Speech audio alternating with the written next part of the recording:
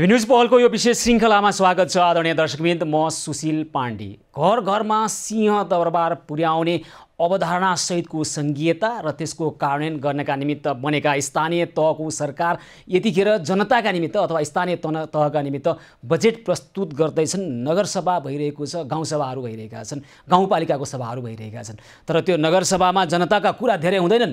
दलका त्यहाँ भिडन्त भइरहेका छन्, ढुङ्गामुढा भइरहेका छन्। जनताका लागि कस्तो खालको योजना ल्याउने, कस्तो खालको विकासका योजनाहरू ल्याउने, कस्तो खालको बजेटलाई कसरी कार्यान्वयन गर्ने भन्ने कुरामा विचारको मन्थन हुँदैन। ढुङ्गामुढा हुन्छ, झडप हुन्छ, भिडन्त हुन्छ।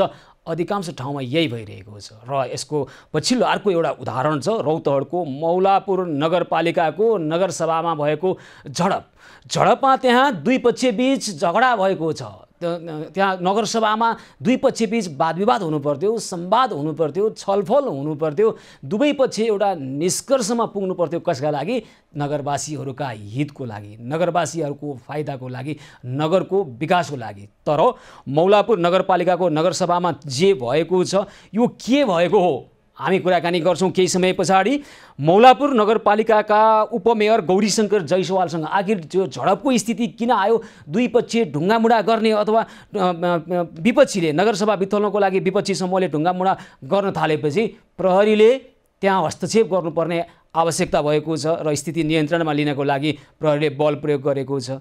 14 राउन्ड हवाई फायर गरेको छ। दर्जनौं सेल अश्रु ग्यासहरू हानेको छ। यो स्थिति किन आयो? सबैभन्दा पहिला हामी यस सम्बन्धमा त्यहाँ के भएको थियो आफै उपस्थित हुनुभएका हाम्रा रौतहट संवाददाता गौतम श्रेष्ठसँग प्रत्यक्ष जोडिएर कुराकानी गर्छौँ र यो भित्रको कारण के हो, किन यो खालको स्थिति छ, किन झडप भइरहेको छ नगरसभाहरूमा। देशका अन्य ठाउँमाहरू पनि यस्ता खालका विवादका कुराहरू, झडपका कुराहरू आइरहेका छन्। यसको वास्तविकता बुझ्नका निमित्त हामी मौलापुर नगरपालिकाका उपमेयर गौरीशङ्कर जयसवालसँग पनि कुराकानी गर्छौँ। यतिखेर भने हाम्रा रौतहट संवाददाता गौतम श्रेष्ठ प्रत्यक्ष सम्पर्कमा हुनुहुन्छ।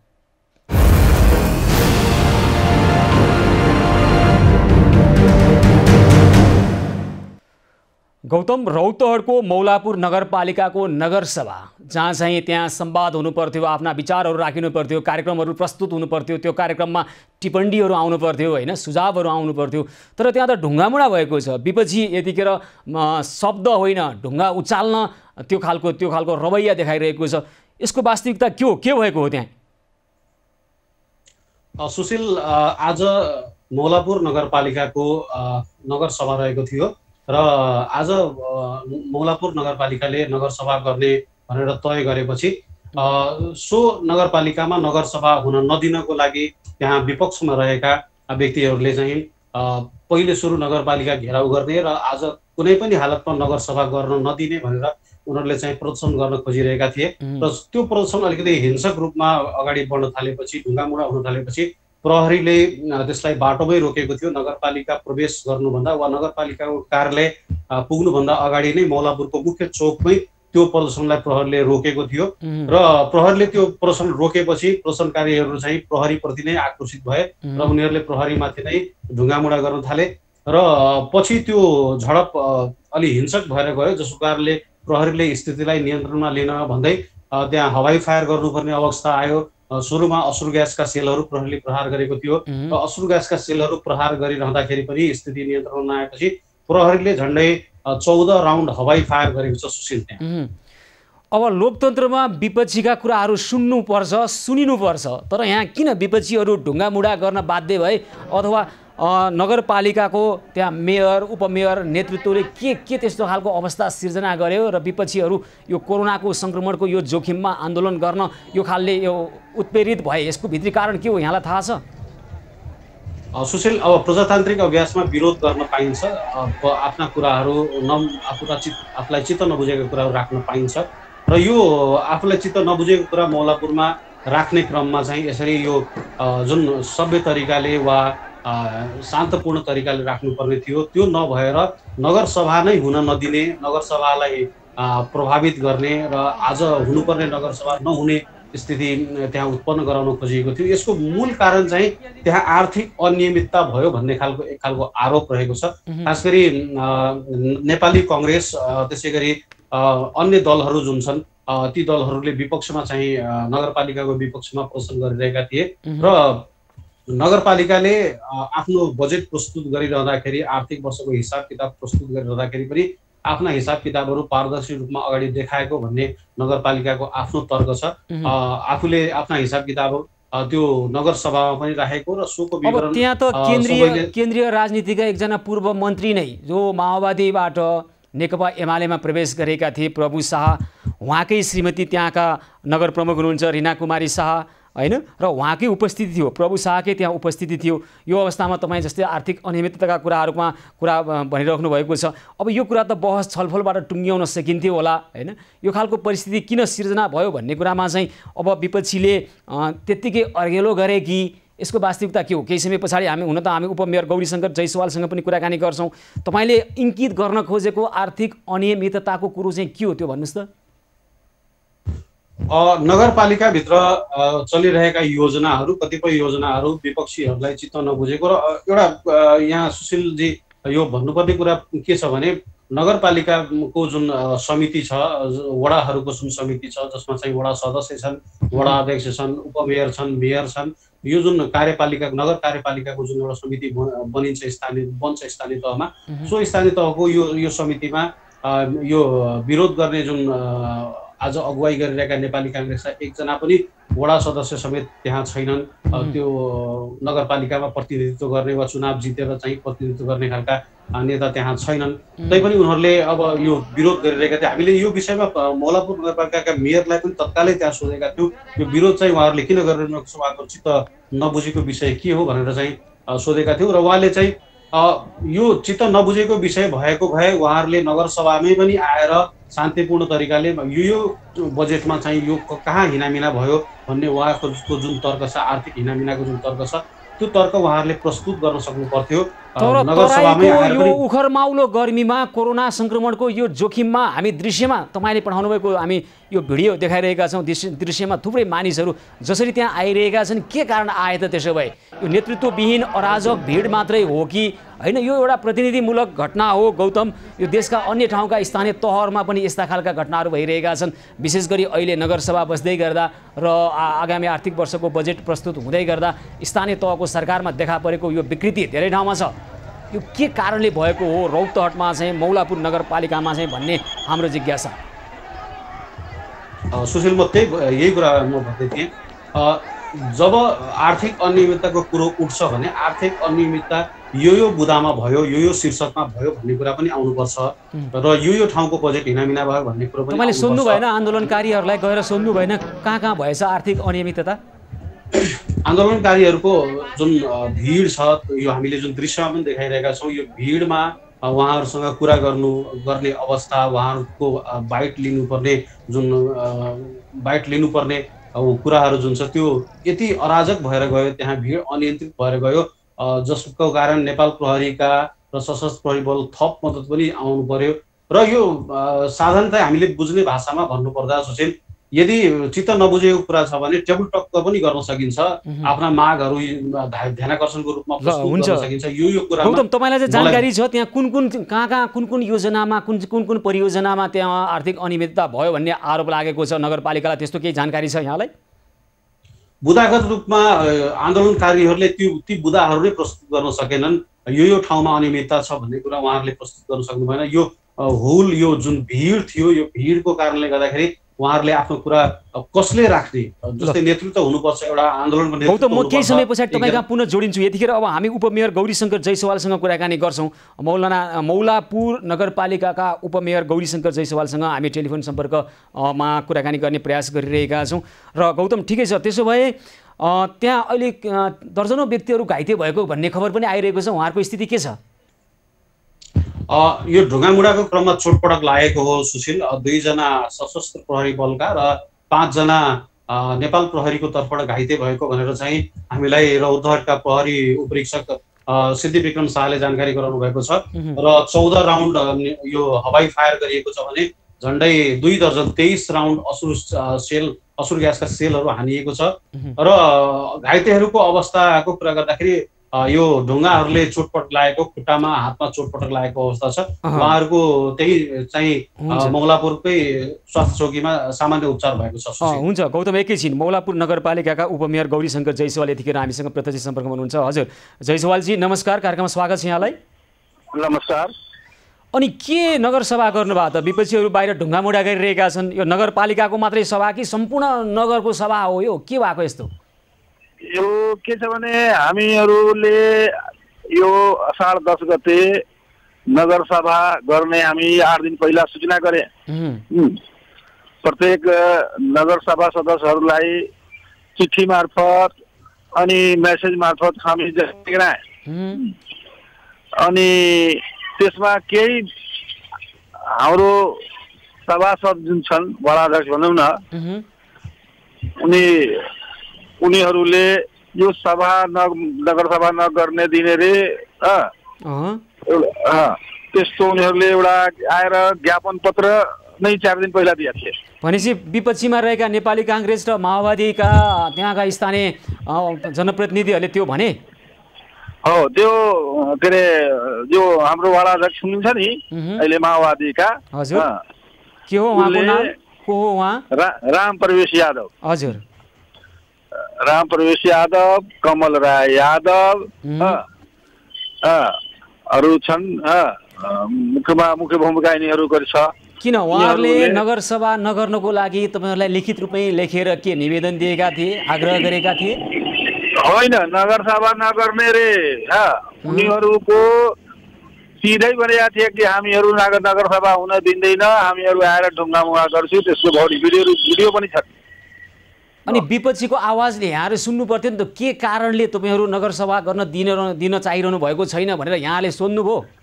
हजुर, विपक्षीको आवाज के छ?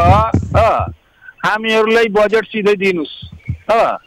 मनमानी तरिकाले बजेट त चलाउने नियम हो, कानुन हो, कानुनको हिसाबले नै चल्छ।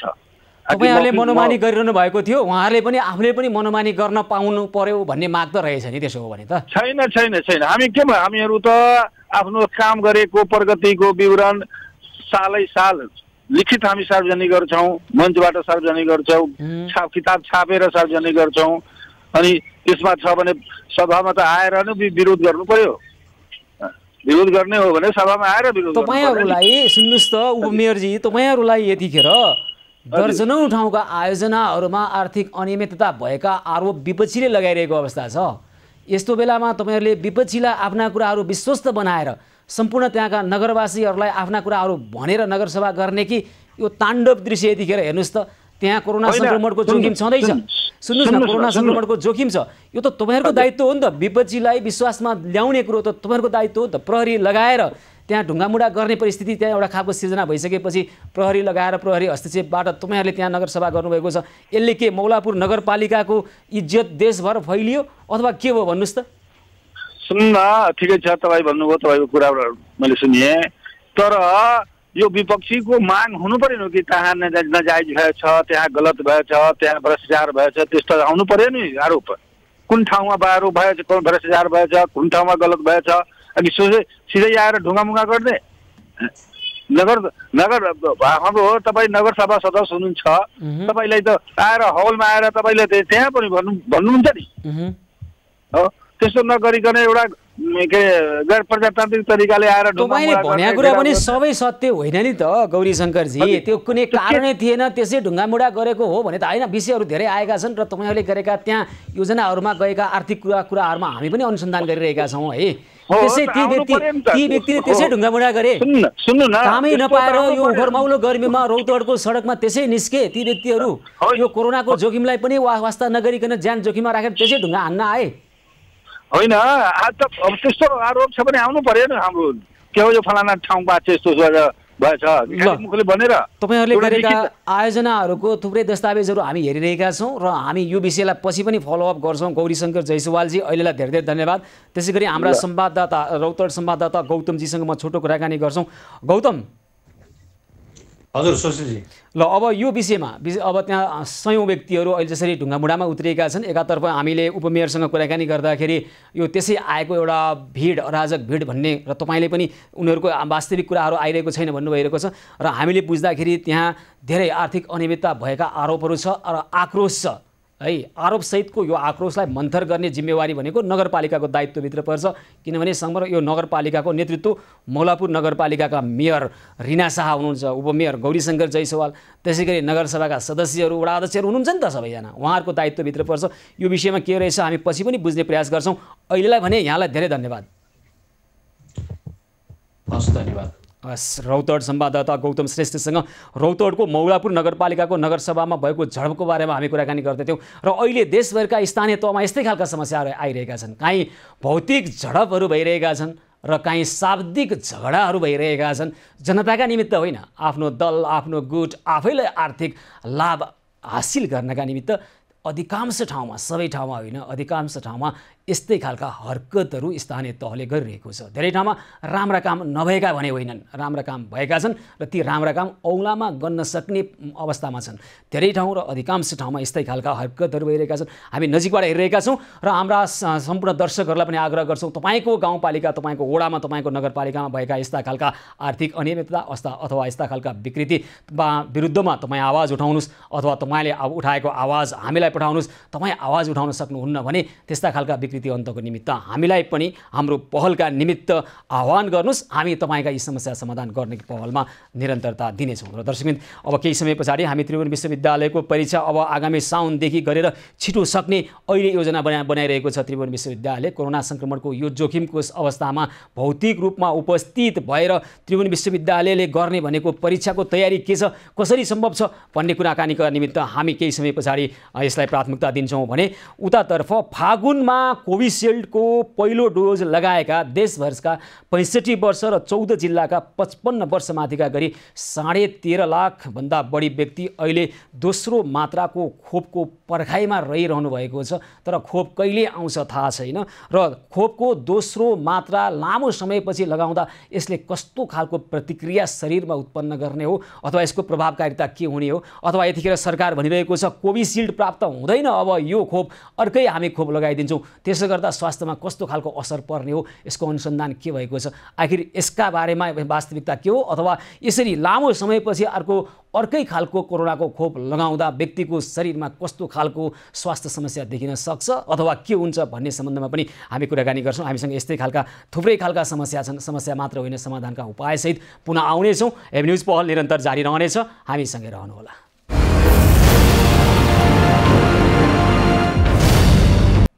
एभ न्युज पहलको यो विशेष श्रृङ्खलामा पुनः स्वागत छ आदरणीय दर्शकवृन्द।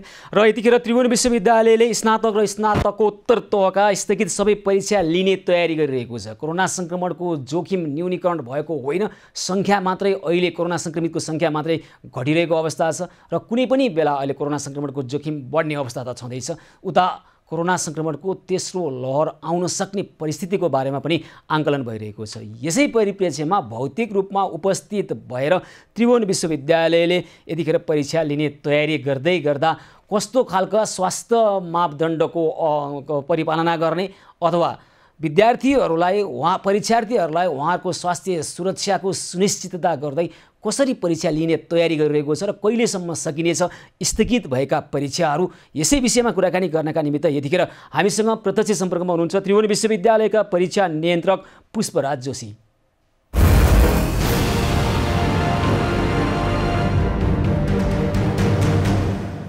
हजुर नमस्कार, कार्यक्रममा स्वागत छ यहाँलाई। नमस्कार, धन्यवाद। हजुर, अब स्नातक र स्नातकोत्तर तहका स्थगित सबै परीक्षाहरू लिने भन्ने तयारी गर्नुभएको छ यहाँहरूले, त्यो पनि भौतिक रूपमा उपस्थित भएर। यस्तो परिस्थितिमा कतिको सम्भव होला यो तपाईँहरूले जसरी योजना बनाइरहनु भएको छ है, यो सम्भव छ अहिले? अब विगत लामो समयदेखि 19 महिनादेखि स्थगित परीक्षाहरू जुन हामीले चाहिँ कोरोना महामारीको कारण स्थगित हुन पुगेको छ, यी परीक्षा चाहिँ सञ्चालन गर्नुपर्ने बाध्यता छ हामीलाई। 2.5 लाख परीक्षार्थीहरू छन् जसको चाहिँ परीक्षा हामीले अब प्रत्यक्ष विधि बाहेक अरू विकल्पमा जान चाहिँ के भने नेटदेखि लिएर अरू असुविधाले गर्दाखेरि सम्भव नहुने हुनाले हामीले परीक्षार्थीहरूको घर पाइक पर्ने केन्द्रबाट त्यही थोरै सङ्ख्यामा राखेर केन्द्रहरू थप गरेर नेपाल सरकारले तोकेका स्वास्थ्य मापदण्ड अपनाएर सामाजिक दूरी कायम गरेर परीक्षाको तयारी गर्नलाई आज हामीले कार्यतालिका प्रकाशित गर्यौं। हजुर, अनि सुन्नुहोस् न, अब यो झन्डै 2 वर्ष हुन लाग्यो क्या परीक्षा रोकिया है, 20 महिना भनेको झन्डै 2 वर्ष हुन लाग्यो। विद्यार्थीको प्राज्ञिक भविष्य हेर्नुहोस् त, धेरै वर्ष अगाडिदेखि त्रिभुवन विश्वविद्यालयले लिने गरेको परीक्षाको शैलीमा प्रश्नहरू उठ्दै आइरहेका हुन्। विभिन्न तरिका छन् परीक्षा लिने। हाम्रो जुन 3 घन्टे परीक्षा 4 घन्टे परीक्षा छ नि, विद्यार्थीले घोकेर आउने र त्यहाँ आएर सबै ओकाल्ने, यो परीक्षा खासै लाभदायक छैन विद्यार्थीको भविष्यमा भन्ने सरहरूलाई राम्रोसँग जानकारी छ। सरहरू विदेशको विश्वविद्यालयमा पढेर आउनु भएको छ, कक्षा कोठामा त्यहाँको विश्वविद्यालयले त यसरी परीक्षा लिन्छ, उसरी लिन्छ, हामी त त्यहाँको उत्पादक भनेर त्यहाँ तपाईँहरूले आफ्ना अनुभवहरू पनि सुनाउनुहुन्छ। तर त्यही कुरो चाहिँ यो महत्त्वपूर्ण अवसर थियो नि त, हामीले त्यस्तो खालको वैकल्पिक परीक्षा विधिहरूलाई अपनाउनका निमित्त सरहरूले त्यसमा पटक्कै ध्यान दिनु भएन भनेर मैले दोष लगाएँ भने मैले बेठिक गरेको ठहर्छ? होइन, दोष लाउनु त होइन। जस्तो अब सेमेस्टर प्रणालीमा हामीले पनि त्यो विधि अपनाउने र त्यही अनुसारको परीक्षा लिने चाहिँ तयारी गरिरहेका छौँ। अब समस्या के हो भन्दाखेरि वार्षिक परीक्षाको भएको हुनाले यसमा चाहिँ के भने त्रिभुवन विश्वविद्यालय मुलुकभरि 76 जिल्लामा छरिएर रहेका 1200वटा क्याम्पसमा परीक्षार्थीहरूको चाहिँ परीक्षा लिने, जहाँ सङ्ख्या अत्यधिक ठुलो छ, जसको चाहिँ के छ भन्दाखेरि विद्यार्थीको मूल्याङ्कन गर्ने अरू प्रत्यक्ष आधारको चाहिँ हामीलाई कमी छ वार्षिक परीक्षामा। तर सेमेस्टरमा यो प्रक्रिया सञ्चालन ल्याइसकेका छौँ र क्रमशः यसलाई पनि वार्षिकमा पनि मोडालिटी चेन्ज गरेर लैजाने अवस्थामा जानै पर्छ। अब किन समयले हामीलाई सिकायो त्यही अनुसार हामी त्यही त, यो 20 महिनाको समयमा हामीले किन त्यतातर्फ सोचेनौँ वार्षिक परीक्षाको हकमा भन्ने चाहिँ मेरो प्रश्न। हजुर, अब यसमा यस्तो थियो, गत वर्ष भदौ महिनामा चाहिँ प्रथम वर्षको परीक्षा सञ्चालन हुनुपर्ने, त्योभन्दा अगाडि पाइपलाइनमा रहेका चौथो वर्ष, तेस्रो वर्ष, दोस्रो वर्षको कन्टिन्यू हामीले मङ्सिरदेखि परीक्षा लिँदै गर्दाखेरि केही परीक्षार्थीहरूले हाम्रो कोर्स पुरा भएको छैन, वैशाखमा परीक्षा लिने तयारी गरेका थियौँ। परीक्षार्थीहरूको कोर्स पुरा नभएको कारणले हामीले चाहिँ जेठमा सञ्चालनको तयारी गर्दाखेरि वैशाख 16बाटै चाहिँ यो कोरोनाको दोस्रो लहर आयो, यसले गर्दा समस्या आएको हो। र अब हामीले भनाइ के हुन्छ, अहिले 19 महिनामा दिए पनि अब क्रमशः 4 वर्षको प्रोग्राममा परीक्षार्थीहरूले 3-4 महिनाको मात्रै डिफ्रेन्स हुने गरी एकाडेमिक क्यालेन्डर पुरा गरेर हामी यही अनुसार चाहिँ अब जुनसुकै विधिमा पनि अहिले हेर्छु यो कतिको सम्भव छ, तुरुन्तै सेकेन्ड इयरदेखि उहाँहरूको चाहिँ अरू मोडेलिटी पनि तयार गर्दै जाने र जसरी पनि परीक्षा लिने उसमा हामीले जानै पर्छ। यस्ता प्राज्ञिक पात्रोहरू त कति बने, कति उल्लङ्घन गरियो होइन। अब मैले यहाँ सोध्न खोजेको चाहिँ अब अहिले सार्वजनिक बसहरू, सार्वजनिक यातायातका साधनहरू बन्द भएका अवस्थामा स्थगित भएका स्नातक तहका दोस्रो वर्षको वार्षिक परीक्षा साउन 5 गतेदेखि भन्नुभएको छ, तपाईँहरूले पहिलो वर्षको परीक्षा साउन 10 गतेदेखि सञ्चालन गर्ने तयारी गर्नुभएको छ। अब यो तपाईँहरूको मात्रै तयारी कि विद्यार्थीलाई पनि तयारी हुन दिनु पर्ला? हाम्रो त त्यही जाँच आएपछि पढ्ने जो बानी नै छ विद्यार्थीलाई, तपाईँहरूले लगाइदिनु भएको बानी होइन, के त अब यो? द्वितीय वर्षको केसमा चाहिँ थोरै विद्यार्थी भएको र अन्तिम कसैको एउटा पेपर बाँकी छ, कसैको 2टा, म्याक्सिमम 4वटा पेपर बाँकी छ। उहाँहरूको सङ्ख्या थोरै, मेजर सब्जेक्टहरू सकिसक्या हुनाले उहाँहरूले चाहिँ जुन केन्द्र तोकेको छ त्यसमा आउने। तर प्रथम वर्षको केसमा हामीले के गरेका छौँ भने परीक्षार्थीले एउटा केन्द्रबाट अर्को केन्द्रमा आफ्नो घरबाट आधा घन्टाको दूरीमा परीक्षा केन्द्रमा पुग्न सक्ने गरी हामी चाहिँ परीक्षार्थीहरूलाई घर पाएक पर्ने परीक्षा केन्द्र छान्ने अवसर दिन्छौँ र त्यसको आधारमा उहाँले छानेको आधारमा हामी सम्बन्धित केन्द्रमा सम्बन्धित विद्यार्थीले प्रश्नपत्र पुर्याएर सामाजिक दूरी कायम गरेर एउटा केन्द्रमा अहिले जति 200 जना छ भने आधी परीक्षार्थी राखेर हामी परीक्षा सञ्चालन गर्ने मोडेलिटी हामीले तयार गरेका छौँ। स्नातक तहकै कुरा गर्ने हो भने 2 वर्षका परीक्षार्थीहरू अहिले एकैपटक परीक्षा दिँदैछन् होइन?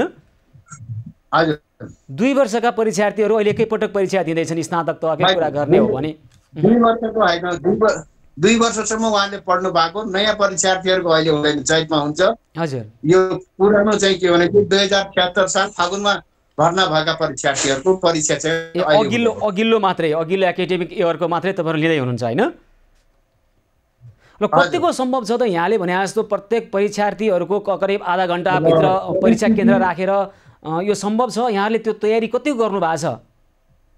अब हामीले चाहिँ तयारी गर्दाखेरि केन्द्रदेखि यो मङ्सिरदेखि नै यही कोरोनाकै कालमा पनि हामीले चौथो वर्ष, तेस्रो वर्ष, दोस्रो वर्षको परीक्षा चलाउँदाखेरि संक्रमण हुने परीक्षार्थीहरूलाई छुट्टै व्यवस्थापन र अहिले चाहिँ हामीले के गरेका छौँ दैनिक आधी उसमा जस्तो पहिला हामी सबै फ्याकल्टी एकै टाइममा राख्थ्यौँ भने अहिले हामीले छुट्याएर राखेका छौँ जसले गर्दाखेरि पहिला भनौँ आधी परीक्षार्थी एउटा केन्द्रमा हुन्छन् र त्यो सङ्ख्याको आधारमा परीक्षा केन्द्र बढाएर पनि हामी परीक्षार्थीको पाइक पर्ने केन्द्रमा परीक्षा लिन्छौँ परीक्षार्थीले हिँडेर पनि परीक्षा केन्द्रमा पुग्न सक्ने अवस्थामा हामी परीक्षा लिन्छौँ भनेपछि कोरोना संक्रमणको जोखिम नहुने किसिमबाट परीक्षार्थीहरूले परीक्षा दिन सक्ने वातावरण तयार गर्ने तपाईँको प्रतिबद्धता हो भन्नुहोस् त विद्यार्थीहरूलाई आम विद्यार्थीलाई के भन्न चाहनुहुन्छ यहाँ सकभर त्यो बेलासम्म केही परीक्षार्थीहरूले खोपको व्यवस्था पनि हुन सक्ला हामी प्रयत्नरत छौँ अथवा नभएको खण्डमा पनि पुरा चाहिँ हामी स्वास्थ्य मापदण्ड अप्नाएर परीक्षार्थीहरूलाई एकदमै चाहिँ ढुक्क भएर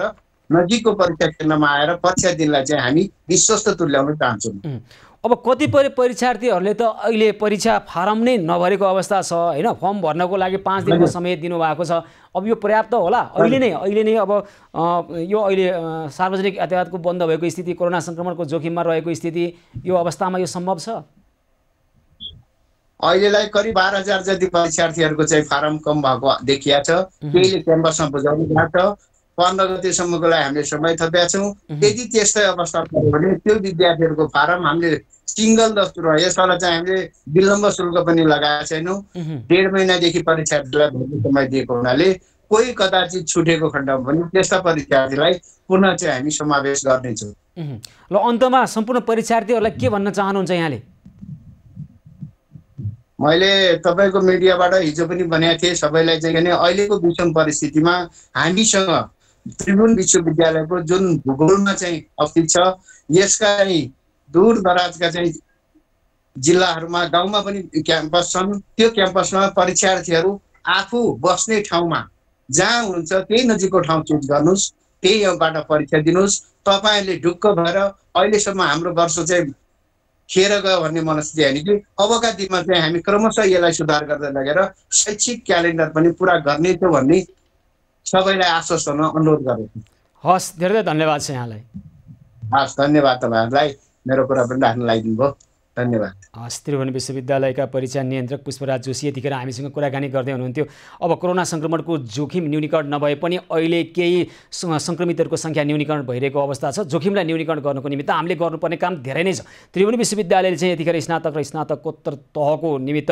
परीक्षा जुन स्थगित भएको थियो कोरोनाका कारणले यसलाई लिने तयारी गरिरहेको छ र साउनको 5 गतेदेखि अब परीक्षा सुरु हुनेछ त्यसका लागि विद्यार्थी अथवा परीक्षार्थीले आफ्नो घरबाट आधा घण्टाको दूरीभित्रै रहेका कलेजहरूबाट अथवा परीक्षा केन्द्रबाट परीक्षा दिन सक्ने व्यवस्था हामी गरिरहेका छौँ र कोरोना संक्रमणको जोखिमलाई न्यूनीकरण हुने गरी उहाँहरूले यो खालको व्यवस्था गरेको अथवा त्रिभुवन विश्वविद्यालयले यो खालको व्यवस्था गरेको भन्ने दाबी पुष्पराज जोशीले गर्दै गर्दा हामी हेर्नेछौँ यो परीक्षाले कतै विद्यार्थीहरूलाई कोरोना संक्रमणको जोखिम त बढाउँदैन अथवा विद्यार्थीहरूको शैक्षिक भविष्य प्राज्ञिक भविष्य र त्रिभुवन विश्वविद्यालयले जहिले पनि शैक्षिक पात्रो अनुसार धेरैचोटि परीक्षाहरू लिन नसकिरहेको अथवा परिणामहरू रिजल्ट प्रकाशित गर्न नसकिरहेका विविध खालका समस्याहरू छन् अब चाहिँ यो समयले सिकाएको हुनुपर्छ त्रिभुवन विश्वविद्यालय देशको सबैभन्दा ठुलो विश्वविद्यालय र देशको सबैभन्दा धेरै सङ्ख्यामा विद्यार्थीहरू भएको यो विश्वविद्यालयको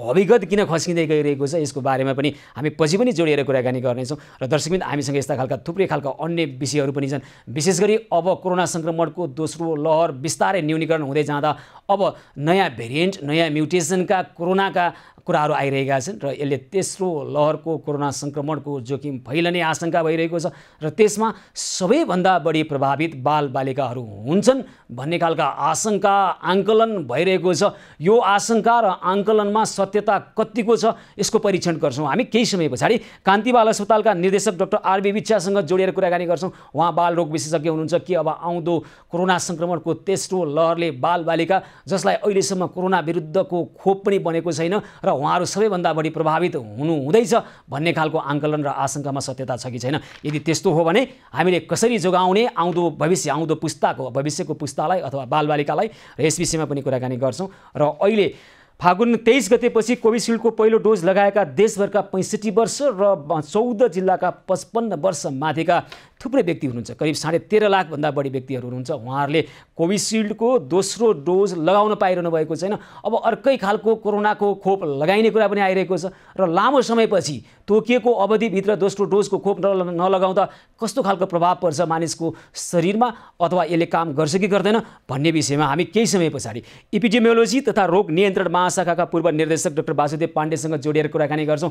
त्यसैगरी केही समय अगाडि शिक्षा मन्त्रीज्यू भन्दै हुनुहुन्थ्यो पुरानै नक्सा सहितको पाठ्यपुस्तक बिक्री नगर्नु, सबैलाई हामी जफत गर्छौँ, चुच्चे नक्सा राखेको पाठ्यपुस्तक मात्रै बिक्री गर्नु। तर यतिखेर खुल्लमखुल्ला बिक्री भइरहेको छ पुरानै नक्सा सहितको पाठ्यपुस्तक। आखिर के भइरहेको यस विषयमा पनि हामी बुझ्ने प्रयास गरिरहेका छौँ र नेपाल अभिभावक सङ्घका अध्यक्ष सुप्रभात भण्डारीसँग पनि जोडेर कुराकानी गर्छौँ र यस्तै खालका समस्या र समस्या समाधानका उपायसहित पुनः आउने नै छौँ। एबी न्युज पहल निरन्तर जारी रहनेछ, हामीसँगै रहनुहोला।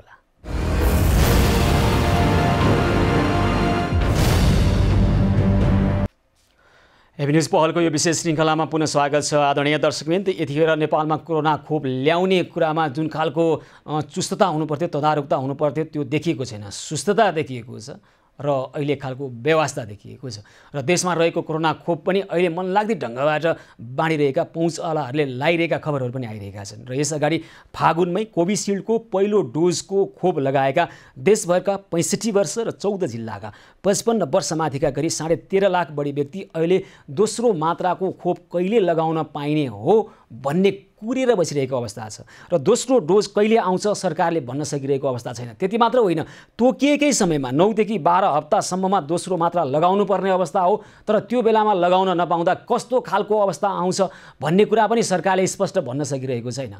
दोस्रो खोप लगाउँदा कोभिसिल्ड नभएर अर्को कुनै खोप दिने तयारी पनि सरकारले गरिरहेको बुझिएको छ। त्यसो गर्दा के खालको अवस्था आउँछ त्यो पनि कसैले भनिरहेको छैन। यस्तो अवस्थामा 13 लाखभन्दा बढी व्यक्तिहरूको अहिलेको मानसिकता कस्तो रहिरहेको होला, के हो आखिरमा वास्तविकता? पहिलो डोजको खोप लगाएको, कोभिसिल्ड लगाएको कति समयभित्र लगाउँदा यो प्रभावकारी हुन्छ र पहिला कोभिसिल्ड लगाउने र अहिले अर्कै खालको खोप लगाउने, विशेष गरी एउटै प्रकृतिको भनिएको एस्ट्राजेनेकाको खोप लगाउने तयारी भएको भनिएको बुझिएको छ कि यसले शरीरमा अर्कै खालको प्रतिक्रिया अथवा जुन खालको अवस्था हुनुपर्थ्यो त्यो नभएर दुष्प्रभाव सिर्जना गर्ने अथवा कोरोनासँग लड्ने खालको क्षमता अभिवृद्धि गर्न सक्ने नसक्ने अवस्था के हो, यो बारेमा बुझ्नका निमित्त यतिखेर हामीसँग हुनुहुन्छ एपिडेमियोलोजी तथा रोग नियन्त्रण महाशाखाका पूर्व निर्देशक डाक्टर वासुदेव पाण्डे। हजुर डाक्टर पाण्डे नमस्कार, कार्यक्रममा स्वागत छ यहाँलाई।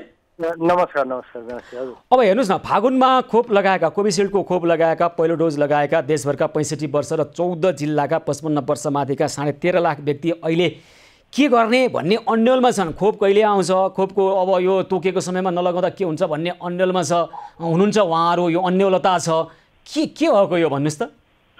यो अन्यल त एकदमै गाह्रै स्थिति हो, किन खोप लगाएर पहिलो लाउनु हो, सेकेन्ड चाहिँ अब 8 देखि 12 हप्तामा लाउने कुरा हो। हामीले WHO अथवा अन्तर्राष्ट्रिय जुन यो खोप सम्बन्धी काम गर्ने साइन्टिफिक कम्युनिटीले भन्ने कुरा त्यो हो। तर पनि अब यो यस्तो छ, हामीले जस्तै यहाँलाई मैले उदाहरण दिँदा रेबिजको भ्याक्सिन हामीले लाउँछौँ, हामीले 3टा भ्याक्सिन लगाएपछि फेरि टोक्यो भने कहिले लाउनु त भन्ने कुरा हुन्छ। त्यसको लागि चाहिँ टाइटर भन्ने हेर्छौँ कि त्यो मान्छेको ब्लड लिएर एन्टिबडी त्यो चाहिँ क्वान्टिटी कति हुनुभयो, जस्तै 0.5 इन्टरनेसनल युनिट हुनुपर्छ भन्ने रेबिजको भ्याक्सिन हो भने अब यसको चाहिँ कति टाइटरसम्म भयो भने दिनु पर्दैन भन्ने चाहिँ हामीले अध्ययन गर्न पायो भने राम्रो हुन्थ्यो। अब हाम्रोमा चाहिँ जुन सेरो प्रेभलेन्स सर्वे भनेर हामीले असोज कार्तिकमा एउटा गरेका थियौँ, त्यसपछि त्यो प्लानिङ गर्दा गर्दै त्यो रावणको कथा जस्तो भयो, म चाहिँ त्यहाँ छोडेर हिँड्नु पर्यो।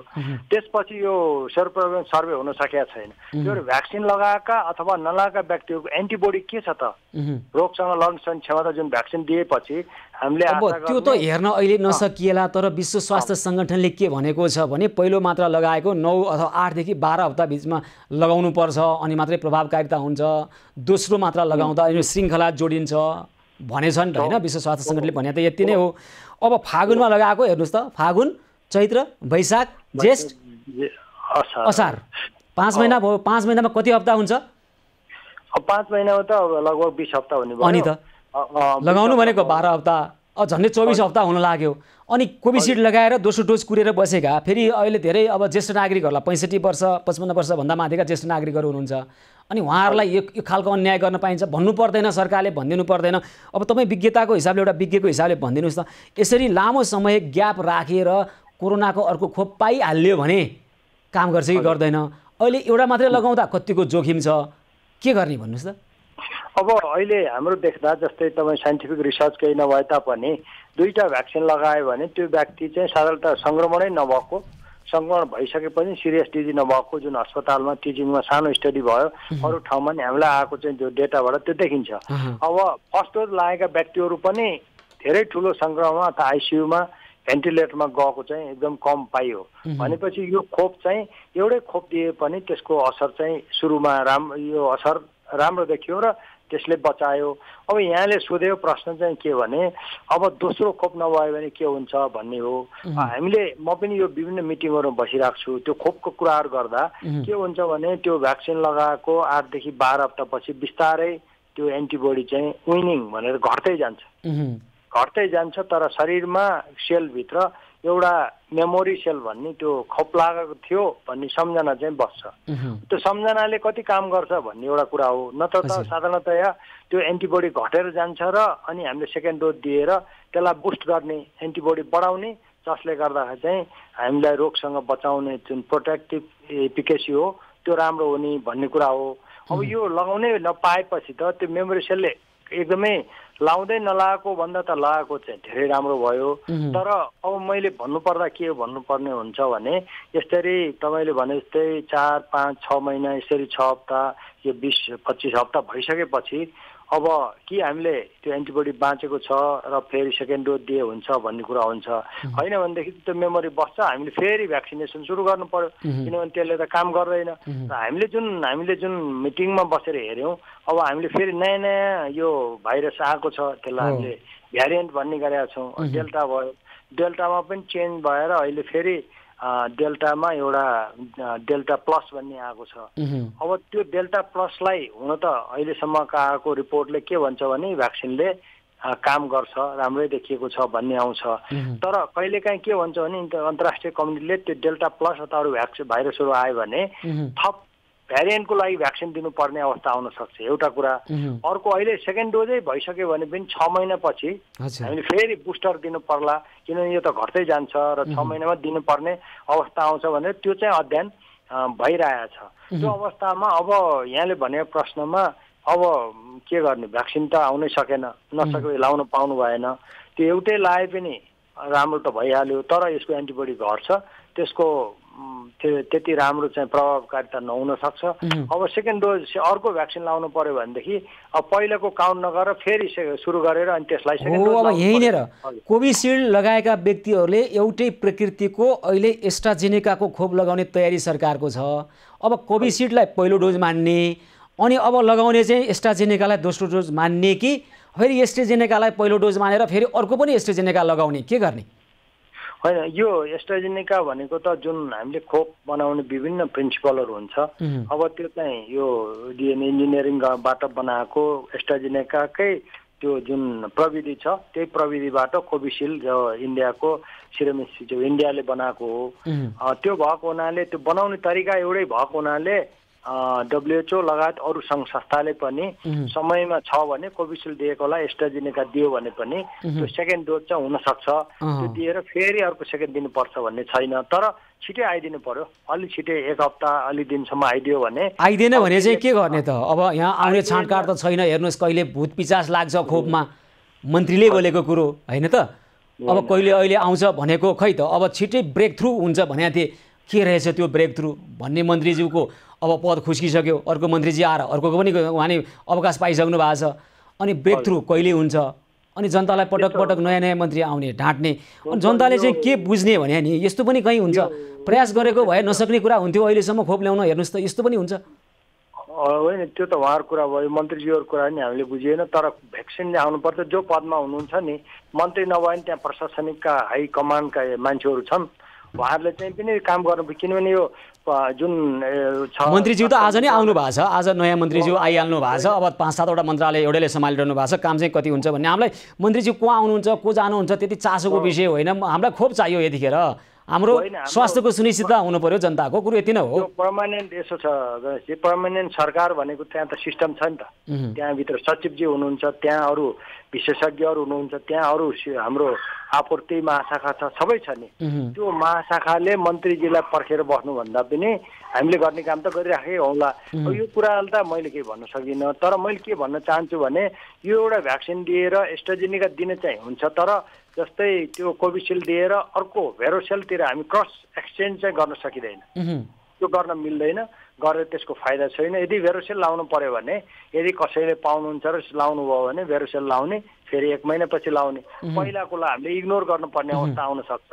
अब यो त साइन्टिफिक कुरा त भनेपछि खोपको दोस्रो मात्राको कहिले आउँछ भन्ने थाहा नभएको यो परिस्थितिमा दोस्रो मात्राको अवधि बढ्दै गयो भने त्यही अनुपातमा जोखिम पनि बढ्दै जान्छ, एउटा यो बुझ्नु पर्यो हो एकदमै। अब अहिले हामी जुन डेल्टा प्लस भन्यौँ, अब डेल्टा प्लसले 2-3वटा कुराहरूलाई नयाँ इन्डिकेट गरे। एउटा यो सर्ने अलि बढी मात्रामा सर्छ भन्ने चाहिँ जुन अहिलेसम्मको अध्ययनले देखायो।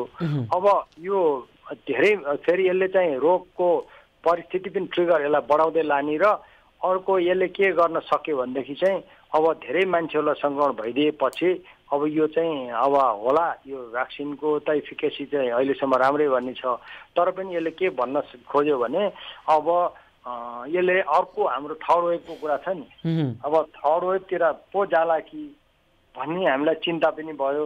अनि त्यो बसेको त्यो एन्टिबडी छ नि, त्यो एन्टिबडीको यसले त्यो एन्टिबडीले पनि यसको विरुद्धमा काम गर्ने हो कि होइन भन्ने कुरा पनि एउटा चिन्ताको विषय चाहिँ छ। त्यसो भएको हुनाले अब यहाँ सबैलाई चिन्ताकै कुरा गरेर त काम भएन, तर मैले यहाँहरूलाई यहाँ गणेशजी हजुरको यो मिडिया मार्फत के भन्न चाहेँ भने भ्याक्सिन एउटै लगाए पनि धेरै राम्रो छ, त्यसले केही समयसम्म काम गर्ला, त्यसको मेमोरी सेलले पनि अलिकति त सम्झना होला, अलिअलि कामहरू गर्ला।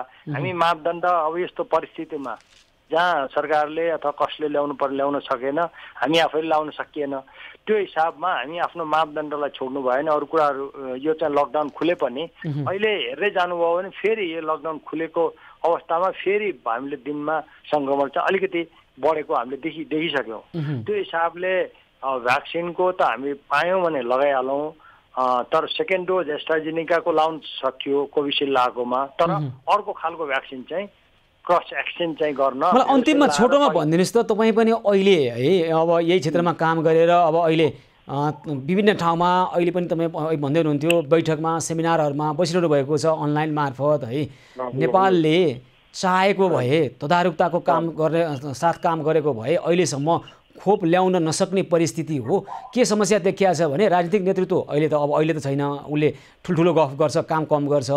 अनि प्रशासनिक तपाईँ अहिले कर्मचारी तन्त्रको कुरा गर्दाखेरि योभन्दा अगाडि राजनीतिक नेतृत्वले गरेको गल्ती नै प्रशासनिक नेतृत्वको टाउकोमा हालिदिएको कारणले ऊ सकेसम्म किनेर खोप आओस् भन्ने चाहँदैन, किनभने कमिसन खाने अब सम्भावना एकदम न्यून छ, किनभने मिडियाले हेरिरहेको छ, नागरिक समाजले हेरिरहेको छ होइन। अब त्यो बेलामा सकेसम्म मागेर ल्याउनु त भन्ने चाहना कर्मचारी तन्त्रको छ। किन अब त्यहाँ कमिसन खाइहाल्छन् राजनीतिक नेतृत्वले, आफूले पाउने पनि होइन, त्यसकारण मागेरै ल्याउँ खोप, किनेर सकेसम्म नल्याउँ भन्ने कर्मचारी तन्त्रको दाउ बाध्यता, उहाँको निरीयता, उहाँको विवशता। अब राजनीतिक नेतृत्व त अब अहिले लगभग छैन भने पनि हुन्छ, छ भए पनि खै के काम गर्ला र कि हामीले चाहेको भए यतिखेर अहिलेसम्म खोपै ल्याउन नसक्ने परिस्थिति हो त्यो। अब यसमा मैले के भन्न चाहेँ भने अब जुन बेला भनौँ न पुष माघतिर केसहरू चाहिँ घट्दै गए, अनि त्यसपछि यति बेला नयाँ मन्त्रीजी आउनुभयो र उहाँले चाहिँ तुरुन्तै त्यो 10 लाख इन्डियाले दिने भयो, त्यो हिसाबले केसहरू पनि घट्दै गए। अनि भ्याक्सिन पनि हामीले पायौँ, चाइनिजले पनि दिन्छु भनेको छ भन्ने खालको एउटा झुटो खालको हेलुसिनेसन भनौँ न, एउटा भ्रम पर्यो जस्तो मलाई फिल भयो। उहाँहरूले त्यो भएर मान्छेहरू पनि यताउति चलाउने, यो सकियो, यसै इन्ड गेम भनेर सरकारले हाम्रो मन्त्रालयले रुटिन काम गर्नु कोरोनाको देखि बाहेक भनेर पनि भन्नुभयो। अनि त्यसपछि भ्याक्सिन पनि आयो, केस पनि घटेका छन्, अस्पतालमा पनि छैन भनेर हामीलाई त्यस्तो खालको एउटा फिलिङ आयो र त्यो कारणले इन्डियाबाट आउँछ भन्ने चाहिँ पैसा पनि तिरिसक्यो, तिरेपछि त भ्याक्सिन आउला भन्ने पनि मनमा लिनुभयो होला। अनि कोभ्याक्सबाट पनि आउने कुरा थियो, त्यसबाट पनि आउनु सकेन। तर त्यसले अल्टरनेटिभ हेर्नु पर्थ्यो मलाई लाग्ने चाहिँ यो चाहिँ एउटा कुरा भयो। हाम्रो पपुलेसन त 3 करोड होइन, त्यस यताकै कुरा गर्ने हो भने पनि त दोस्रो लहर हामीले बेहोरेको झन्डै 3 महिना भइसक्यो। यो बीचमा पनि त कोरोनाको खोप ल्याउनको लागि जुन खालको तदारुकता देखिनु पर्थ्यो नदेखिए वास्तविकता त तपाईँ हामीले देखिरहेका छौँ। हजुर हजुर त्यो अहिले हामीले देख्यो। हजुर हजुर हजुर त्यसमा चाहिँ अलिकति ल हुन्छ। अब त्यहाँ हजुर हजुर त्यहाँ के कुराहरू नभएको होला, कोसिस त गर्नुभएकै होला। अब सायद हुन्छ, अब यही अपेक्षा गरौँ, कोसिस गर्नुभएकै होला, यहाँहरूले लागिरहनु भएको होला भन्ने नै अपेक्षा गरौँ उहाँहरूलाई है, प्रार्थना पनि गरौँ। गणेशजी मैले के अनुरोध हुन्छ, त्यो बाहेक के नै गर्न सकिन्छ? हुन्छ, हस् डाक्टर वासुदेव पाण्डेजी यहाँलाई। हजुर, यो मापदण्ड चाहिँ नछोडौँ हामी। भ्याक्सिनको कुरा गर्दै गर्दा हामी अहिले छाडातन्त्र चाहिँ नगरौँ। हामी चाहिँ पब्लिकले त्यो चाहिँ फिल गर्नु त्यो गरिदिनु पर्यो। हस् हुन्छ, धेरै धेरै धन्यवाद। एपिडेमियोलोजी तथा रोग नियन्त्रण महाशाखाका पूर्व निर्देशक डाक्टर वासुदेव पाण्डे यतिखेर हामीसँग कुराकानी गर्दै हुनुहुन्थ्यो। दर्शकमित्र, यतिखेर कोरोना सङ्क्रमणको जोखिमलाई न्यूनीकरण गर्न लगाइएको निषेधाज्ञा काठमाडौँ उपत्यकाकै कुरा गर्ने हो भने केही खुकुलो बनाइएको छ, तर पनि समस्या त्यस्तै छन्। ज्याला मजदुरी गरेर दैनिकी चलाइरहेका व्यक्तिहरूलाई अहिले पनि अप्ठ्यारो कठिनाइ छँदैछ। उहाँहरूले हामीलाई आफ्ना समस्याहरू राखिरहनु भएको छ। उहाँको स्वाभिमानको सम्मान गर्दै हाम्रा सहयोगी हात र सहयोगी मन मार्फत हामी सहयोगको यो पहललाई निरन्तरता दिइरहेका छौँ। यतिखेर भने हाम्रा सहयोगी मन श्री शार्दुल शमशेर जबरा स्मृति कोषको तर्फबाट कोषका अध्यक्ष श्रीमती प्रभालक्ष्मी राणाले एभिन्युज पहल अभियान मार्फत दिन दुखी र असहायको सेवामा आफैले समन्वय गरेर 1,01,100 रुपियाँ बराबरको सेवा सहयोग गर्नुभएको जानकारी आएको छ। श्री शार्दुल शमशेर जबरा स्मृति कोषका अध्यक्ष श्रीमती प्रभालक्ष्मी राणा र सम्पूर्ण पदाधिकारीप्रति हामी हार्दिक आभार र कृतज्ञता व्यक्त गर्दछौँ। र दर्शकबिन, यसै गरी आज पनि हामीलाई SMS मार्फत टेलिफोन मार्फत थुप्रै खालका समस्याहरू आएका छन्। कतिपय समस्या अहिले पनि आइरहेका छन्। त्यसलाई लिपिबद्ध गरेर समस्याको संवेदनशीलतालाई बुझेर समस्या समाधानको पहललाई निरन्तरता दिनका निमित्त हामी लागिरहेका छौँ। एभिन्युज पहलमा यी र यस्तै खालका समस्या र समस्या समाधानको उपायसहित पुनः आउने नै छौँ। एभिन्युज पहल निरन्तर जारी रहनेछ, हामीसँगै रहनुहोला।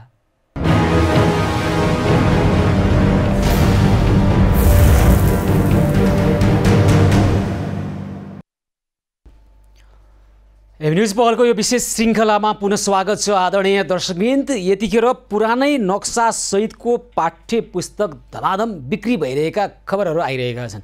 यस अगाडि शिक्षा मन्त्री कृष्णगोपाल श्रेष्ठले पुरानै नक्सा सहितको पाठ्य पुस्तक बिक्री वितरण नगर्नु, त्यसो गरेको पाइएमा जफत गर्नु भन्ने खालको जुन खालको निर्देशन दिएका थिए, त्यो निर्देशनको पनि उल्लङ्घन भएर यतिखेर पुरानै नक्सा भएको नेपालको पुरानै नक्सा भएका पाठ्य पुस्तकहरू, जसमा कतिपय पाठ्य पुस्तकमा त मुद्रक को नाम समेत छैन, यो किसिमबाट ढाँटेर छलेर अहिले जसरी बजारमा धमाधम पुरानै नक्सा सहितको पाठ्य पुस्तक बिक्री भइरहेको छ। र यो किन, कसले के प्रयोजनको निमित्त गरिरहेको छ र यसले आम विद्यार्थीहरूलाई कस्तो खालको सन्देश दिन खोजेको हो, अथवा कस्तो ज्ञान हासिल गर्ने आम विद्यार्थीले, अथवा सरकारले जे भनिरहेको छ, शिक्षा मन्त्री आफै भनिरहनु भएको छ पुरानै नक्सा सहितको पाठ्य पुस्तक यदि त्यस्तो छ भने जफत गर्नु, बिक्री वितरण नगर्नु भनेर उहाँले स्पष्ट शब्दमा निर्देशन दिँदै पनि मुद्रकको नाम पनि लुकाएर र मुद्रकको नाम राख्नै पर्ने परिस्थिति हो। मुद्रकको नाम नराखिकन पुस्तकहरू बिक्री वितरण गर्न पाइँदैन। पाठ्य पुस्तकहरू अहिले मुद्रकको नाम पनि नराखिकन जसरी पैसाको लागि जे खालको कामहरू भइरहेको छ, यो किन यस्तो भइरहेको छ, यसबारेमा हामी बुझ्ने प्रयास गरिरहेका छौँ।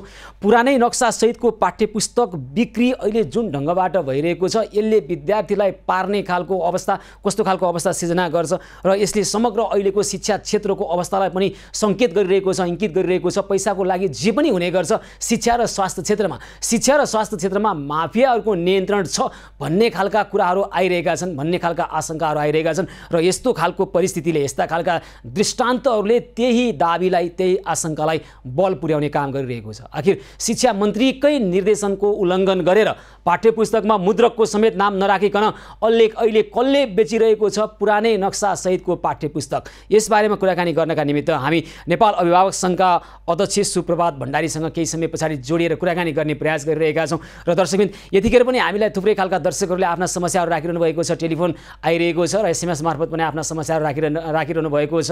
र यहाँहरूलाई लाग्न सक्छ अहिले त कोरोनाको सङ्क्रमणको कारण लगाइएको निषेधाज्ञा केही खुकुलो बनाइएको छ, यस हिसाबले अब अहिले त्यस्ता समस्यामा परेका व्यक्तिहरू हुनुहुन्न होला भन्ने यहाँलाई पनि लाग्न सक्छ। तर अहिले पनि हामीलाई त्यत्तिकै दरमा त्यत्तिकै सङ्ख्यामा समस्याहरू आइरहेका छन्।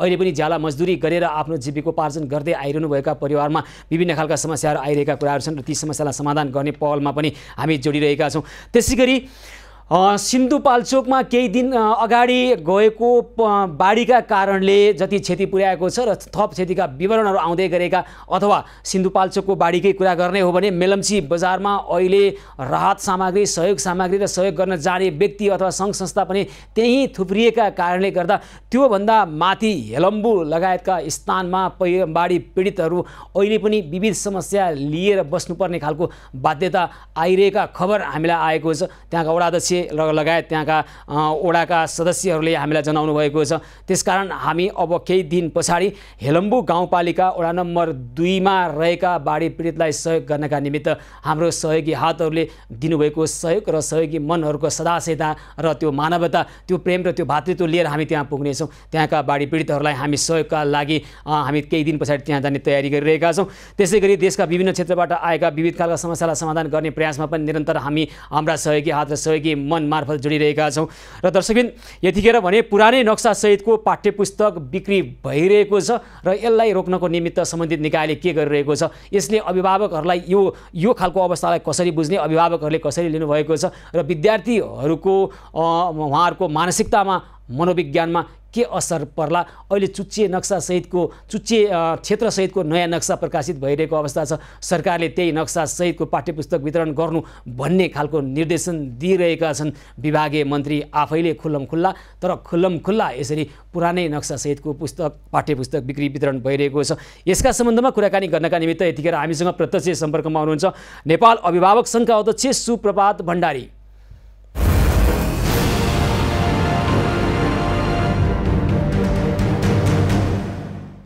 हजुर भण्डारीजी नमस्कार, कार्यक्रममा स्वागत छ यहाँलाई। धन्यवाद, नमस्कार। ल अब चुच्चे नक्सासहितको पाठ्यपुस्तक कुर्नु भएको थियो क्यारे, अभिभावकहरूले त्यही किताब किनेर आफ्ना विद्यार्थीहरूलाई अथवा आफ्ना बालबच्चालाई दिउँ भन्नेको थियो। बालबालिकाले पनि चुच्चे नक्सासहितको पाठ्यपुस्तक कुरिरहेका थिए, तर आयो त्यही पुरानै नक्सासहितको। के भयो त? सरकार भनिरहेको छ अथवा विभागीय मन्त्रीजी भनिरहनु भएको छ, शिक्षा मन्त्री आफै भनिरहनु भएको छ पुरानै नक्सासहितको पाठ्यपुस्तक बिक्री वितरण गर्न रोक्नु, जफत गर्नु, बिक्री वितरण गर्न नदिनु। तर तपाईँहरूको हातमा त आयो क्यारे नि होइन पुरानै नक्सासहितको पाठ्यपुस्तक, कसरी आयो? धन्यवाद, धेरै महत्त्वपूर्ण प्रश्न गर्नुभयो सुशील सर। अब यो गत वर्ष नेपालको संसदले जब चाहिँ कालापानी, लिम्पियाधुरा, लिपुलेक, दार्चुलाको व्यास अन्तर्गतको यी 3टा क्षेत्रलाई पनि समेटेर नेपालको भूभाग समेटेर नेपालको नक्सा जारी गर्यो, संसदले अनुमोदन गर्यो।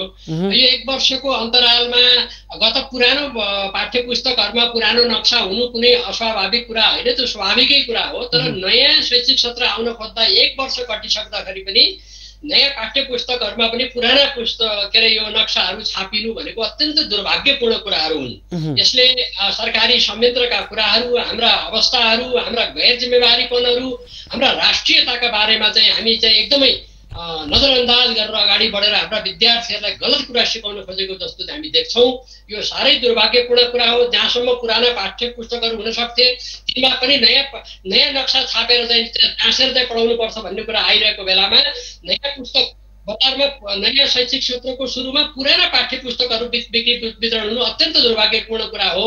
तपाईँले नै उठाउनुभयो, मान्य शिक्षा मन्त्रीले नै हामी पुस्तक जफत गर्नलाई भनेका छौँ भनेका अवस्थामा आज यसै पुस्तकहरू आउनु, नक्साकै सन्दर्भमा आउनु अत्यन्त दुर्भाग्यपूर्ण, अत्यन्त लापरवाही, अत्यन्त गैर जिम्मेवारी र यो नेपाली विद्यार्थीहरूलाई चाहिँ गलत कुराको शिक्षा प्रवाह गर्न खोज्ने, नेपालका राष्ट्रियतामा गलत सन्देह प्रवाह गर्न खोज्ने प्रकारको कुरा दुर्भाग्यपूर्ण कुरा छन्। यो कुरा थाहा पाएपछि आज नै हामीले शिक्षा मन्त्रालयलाई ध्यान आकर्षण गराएका छौँ, शिक्षा मानव स्रोत तथा विकास केन्द्रलाई ध्यान आकर्षण गराएका छौँ, पाठ्यक्रम विकास केन्द्रलाई ध्यान आकर्षण गराएका छौँ। अब त्यो सरकारी संयन्त्रले हेर्ने कुराहरू हुन् र उहाँहरूले अनुगमन गर्ने कुराहरू हो, उहाँहरूले रोक्ने कुराहरू हो, उहाँहरूले हेर्नुपर्छ। यसको जवाफ चाहिँ सरकारी निकायहरूले दिनुपर्छ भन्ने हामीलाई लाग्छ। तर यो अत्यन्त दुर्भाग्यपूर्ण गम्भीर घटनाहरू भएको छ, यसतर्फ सबैको ध्यान आकर्षण हुनु जरुरी छ भन्ने लाग्छ। कसले गर्दा यस्तो भयो त हैन? अब अहिले पर्याप्त मात्रामा नयाँ नक्सा अथवा चुच्चे नक्सा सहितको पाठ्यपुस्तक बजारमा गएको भए यो हुँदैन थियो होला। एकातर्फ अब विद्यार्थीले पाठ्यपुस्तक नपाएको परिस्थितिमा केही निजी विद्यालयहरूले लगाएका अवलम्बन गरेका पाठ्यपुस्तकमा यस्तो खालको परिस्थिति आएको भन्ने छ। अब भित्रभित्र सबैलाई थाहा छ तैचुप मैचुको स्थितिमा छन्। तर तपाईँले नै भन्नुभयो नेपालको राष्ट्रियताका सम्बन्धमा, नेपालको भूगोलको सम्बन्धमा गलत सन्देश प्रवाह हुने खालका पाठ्यपुस्तक, औपचारिक पाठ्यपुस्तक धमाधम यसरी बिक्री वितरण भइरहेको छ। अब तँ रोए जस्तो गर, म कुटे जस्तो गर्छु भन्ने पो नाटक हो कि सरकारी संयन्त्र र अहिले पाठ्यपुस्तक विक्रेताहरूको बिचमा? अब कतिपयमा त मुद्राको नाम समेत छैन। यस्तो पनि काहीँ हुन्छ संसारमा? भन्नुहोस् त के भयो?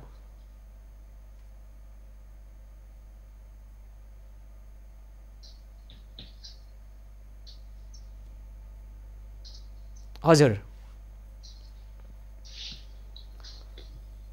भण्डारीजी सुन्नुभयो मेरो प्रश्न? तपाईको आधा सुने मैले, आधा सुने यो मुद्रकहरूको नाम नभएका कुराहरू सुने, त्यस पछाडिका कुराहरूको तपाईका अंश चाहिँ मैले सुन्न सकिनँ। कृपया अलिकति होइन, त्यही त मुद्रकको नाम समेत नराखेर अहिले जसरी शिक्षा मन्त्रालयको स्पष्ट निर्देशन, मन्त्रीज्यूको निर्देशनको उल्लङ्घन गरेर यो काम कसले गरिरहेको होला त? के भइरहेको होला? शिक्षा क्षेत्रमा माफियागिरी छ भन्ने कुराको पछिल्लो उदाहरण र दृष्टान्त हो कि के हो यो? मैले यो शब्द प्रयोग गर्न खोजेको थिइनँ, तपाईँले नै गरिदिनु भयो। तपाईँकै शब्द सापटी लिएर भने यो व्यापारीकरणतर्फको एकदम चरम उत्कर्ष चाहिँ देखिन्छ र यसरी मुद्रकहरूको नाम नदेखिनुहोस्, छाडो व्यापारको शैलीमा जानु, त्यसपछि नेपालीको राष्ट्रियतामाथि प्रहार गर्ने प्रकारले, नेपालीहरूलाई गलत सन्देश प्रवाह गर्ने प्रकारले व्यापार गर्दाखेरि मुनाफा त आर्जन गर्नु पर्ला, तर त्यसको अर्थ हामीले हरेक कुरालाई गलत ढङ्गबाट चाहिँ प्रभावित गरेर लाने, पाठ्यपुस्तकका सङ्ख्याहरूका कुराहरूमा अहिले निर्लज्ज ढङ्गले चाहिँ विद्यार्थीहरूलाई मानसिक तनावमा राख्नका लागि मानसिक शोषण गर्ने प्रकारले चाहिँ तपाईँको निश्चित पाठ्यपुस्तक 5वटा पुस्तक राख्नुपर्छ भने 10वटा पुस्तक राखिएका कुराहरू निजी क्षेत्रका विद्यालयहरूमा होला, वा सार्वजनिक विद्यालयमा भएका पनि दुरावस्थाका कुरा, नक्साका कुराहरूदेखि लिएर विभिन्न प्रकारका कुन गतिविधिहरू अहिले बाहिर आएका छ। यसमा विशेष गरेर खोज पत्रकारिता गर्ने पत्रकार साथीहरूले ल्याउनु भएको छ, अभिभावकहरूले थाहा पाउनु भएको छ। बडो निर्लज्ज र दुर्भाग्यपूर्ण कुरा छ।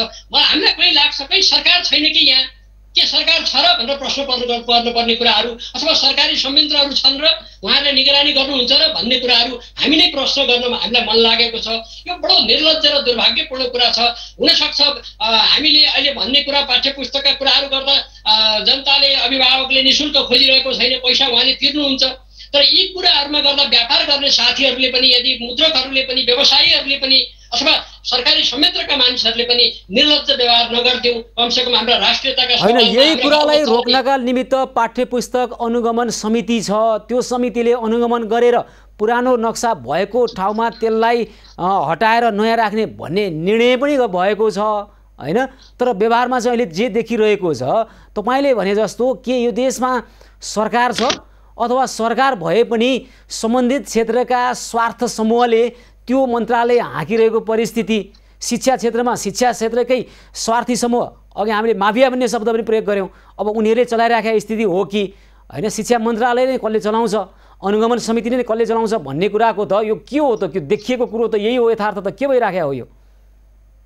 अब हामी पनि सुन्दैछौँ अनुगमन समिति प्रभावकारी भएको छैन। त्यसै कारणले मैले अघि तपाईँ मार्फत निवेदन गरेँ, शिक्षा तथा मानव स्रोत विकास केन्द्रका डिजी सर र पाठ्यक्रम विकास केन्द्रका प्रमुख कार्यकारी निर्देशकलाई हामीले अघि दिउँसै अनुरोध गरेका छौँ कि तत्काल इमिडिएट एक्सन ओरिएन्टेड काम गर्नुहोस्। तत्काल तपाईँहरूले छापामार शैलीमा काम गर्नुहोस्, छापा मार्नुहोस्, हेर्नुहोस्, यस्ता किसिमका गतिविधि रोक्नुहोस् र सार्वजनिकीकरण गर्दै यस्ता व्यक्ति वा समूहहरूलाई चाहिँ तपाईँ पर्दाफास गरेर कारबाही गर्नुहोस् भनेर हामीले अनुरोध गरेका छौँ। हामीले कारबाही गर्ने होइन, हामीले सूचित गर्यौँ, पत्रकार साथीहरूले पनि कुरा ल्याउनु भयो, तपाईँले कुरा ल्याउनु भयो। अब यो गर्ने काम चाहिँ राज्यको सरकारको, राज्य भनेको सरकार, राज्यको प्रतिनिधित्व सरकारले गर्छ। विभिन्न सरकारहरूले, सङ्घीय सरकारका चाहिँ प्रतिनिधिहरूले चाहिँ अहिले यो कामहरू गरिदिनु जरुरी छ। हामीले भोलिबाट यो काम हुने आशा गरेका छौँ, तर पनि मलाई शङ्का लाग्छ भोलिबाट यो काम हुनसक्छ भन्ने कुरा मलाई पनि, म आफैलाई पनि अविश्वास छ। तर तपाईँको महत्त्वपूर्ण कार्यक्रम मार्फत आम रूपमा नेपाली जनताको भावना अनुरूप नेपालको राष्ट्रियतालाई सम्वर्धन गर्ने दिशामा, नेपालको झन्डालाई उँचो राख्ने कुरामा, नेपालको भूभाग समेटेको कालापानी लिम्पियाधुरालाई, लिपिलोक समेटेको नक्सालाई नेपाली विद्यार्थी समक्ष पस्किनका लागि कुनै पनि घात गर्ने कामहरू कुनै पनि निकायले, कुनै पनि समूहले, कुनै पनि व्यवसायीले, कुनै पनि व्यक्तिहरूले गर्न नसकुन्, त्यसतर्फ हामी सचेत रहन सकौँ भन्नका निमित्त राज्यका संयन्त्रहरू क्रियाशील हुन सक्नुहोस् भनेर हामी अहिले तपाईँका कुरा मार्फत पनि सार्वजनिक रूपमा हामी अपिल गर्न सक्छौँ, बहस गर्न सक्छौँ, यो कुरा गरौँ, यति कुरा हामी निवेदन गर्न सक्छौँ। बाँकी कुरा व्यवसाय भन्ने कुरा व्यवसाय यो सुप्रभातजी, अब यी पाठ्यपुस्तकहरू पुरानै बजारमा मौजदात रहेका पाठ्यपुस्तकहरू बिक्री वितरण गरेका हुन् अथवा अहिले नै नयाँ पाठ्यपुस्तक छापेर यो किसिमबाट बिक्री वितरण भइरहेको हो? के हो वास्तविकता? यहाँले के बुझ्नुभयो?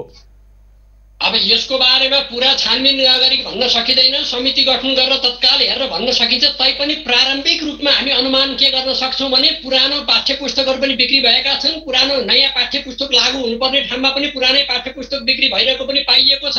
यी समग्रतामा हेर्दाखेरि यहाँले हामीले चाहिँ यो केही किसिमका नराम्रा किसिमका गतिविधिहरू भए भनेर आकलन गर्न सक्छौँ। सङ्क्रमणकालीन अवस्थामा केही पुराना पुस्तकहरू यदि पुरानो स्टकमा भएका कुरालाई भए आपत्ति थिएन, तर मान्छेहरू हामी सचेत छौँ र सबै व्यवसायी सबै मानिसलाई थाहा छ कि गत वर्षको जेठ महिनामै नेपालको संसदले यो कालापानी लिम्पिया धुरा लिपुलेक समेटेर गरेको नक्सा पास गरेको छ। सरकारले पनि पटक पटक भनेको छ, सरकारी संयन्त्रले भनेका छन्। सरकारी संयन्त्रले झारा टारेर भन्ने मात्र काम गरे, उनीहरूले हेरेनन्, खोजेनन्। उनीहरूले अहिले बजार अनुगमन भएन, शैक्षिक क्षेत्र लागेको कुरा थाहा छ, बजारमा पुस्तक पुगेको कुरा थाहा छ। अहिले तपाईँले म छलफल गरुन्जेलसम्म बजारमा कुनै पनि सरकारी निकायहरू अनुगमनमा गएको भन्ने कुरा आधिकारिक रूपमा हामीले थाहा पाएका छैनौँ। त्यस कारणले हामी त्यहाँ प्रश्नवाचक चिन्ह खडा गर्न चाहन्छौँ, किन यस्तो भइरहेको छ, किन यो कुरा हेरिँदैन? अब हामीले छलफल गरेपछि तपाईँले हामीले बहस गरेपछि मात्र हेर्ने हो कि? जब तपाईँले भन्नुभयो कि मान्य शिक्षा मन्त्रीले चाहिँ जफत गरौँ भनेको कुरा आएपछि त्यो बेलापछि कतिपटक अनुगमन भयो, किन बजार अनुगमन भएन? हामी प्रश्न गर्न चाहन्छौँ। यहाँनिर हामी प्रश्न गर्छौँ सरकारलाई, सरकारी संयन्त्रलाई कि किन यो काम हुन सकेन भन्ने कुरामा। त्यस कारणले नियतका खोटका कुराहरू पनि हुन सक्छन्, कतिपय प्राविधिक त्रुटि पनि हुनसक्छ, तर यसको वास्तविक वस्तुगत तथ्यगत यथार्थता सार्वजनिक रूपमा आम नेपाली जनता समुदाय समक्ष राख्नुपर्छ भन्ने कुरा हामी माग गर्न चाहन्छौँ। त्यसपछि मात्र हामी यथार्थ कुरा भन्न सक्छौँ। प्रारम्भिक रूपमा केही त्रुटि हुन पनि सक्लान् प्राविधिक रूपले, तर नियतवश पनि भएका कुराहरू हामीले देखेका छौँ। यो अत्यन्त दुर्भाग्यपूर्ण हो भन्ने कुरा मलाई लाग्छ। त्यही त पुरानै मौजदातको पाठ्यपुस्तक भए त्यसमा मुद्रकको नाम अहिले नहुनुपर्ने कारण के थियो हैन? अथवा सरकारको सम्बन्धित विभागीय मन्त्रालय एउटा कुरा भनिरहेको छ, बाहिर अर्कै कुरा हुन दिइरहेको छ भने अब त्यसलाई उहाँहरूको कथनी र करणीमा भएको फरक अहिले जे भइरहेको छ त्यो बुझ्नु पर्ला। अनि के गर्ने त भन्नुहोस् त? यस्तो खालको अवस्था शिक्षा क्षेत्रमा, स्वास्थ्य क्षेत्रमा हेर्ने हो भने त्यस्तै खालका विकृति छ भन्ने कुराहरू आइरहेको छ। सम्बन्धित निकाय कहाँ जानकारी पुग्दा प्रतिबद्धता ठुलो आउँछ, हामी यो गर्छु र त्यो गर्छु भनेर डिङ हाँक्नुहुन्छ, तर वास्तविकताको अवस्था यस्तो छ। अब यस्तै रहेछ मुलुकमा भनेर अभिभावकले आफ्ना विद्यार्थीलाई चुच्चे नक्सामा चुच्चो चाहिँ थप्न लगाउने कि के गर्ने भन्नुहोस् त सुप्रभातजी? सुशीलजी, सर्वप्रथम त कुरा यहाँले भन्नुभएको जस्तै काभ्रेमा पाइएको 5 कक्षाको पुस्तकको बारेमा राम्रोसँग पाठ्यक्रम विकास केन्द्र जानकार छ। अघि पनि मैले उहाँहरूसँग कुरा गर्दाखेरि हाम्रो साथीहरूले कुरा गर्दा उहाँहरूले हामी कारबाहीको प्रक्रिया स्पष्टीकरण सोधेका छौँ भन्नुभएको छ।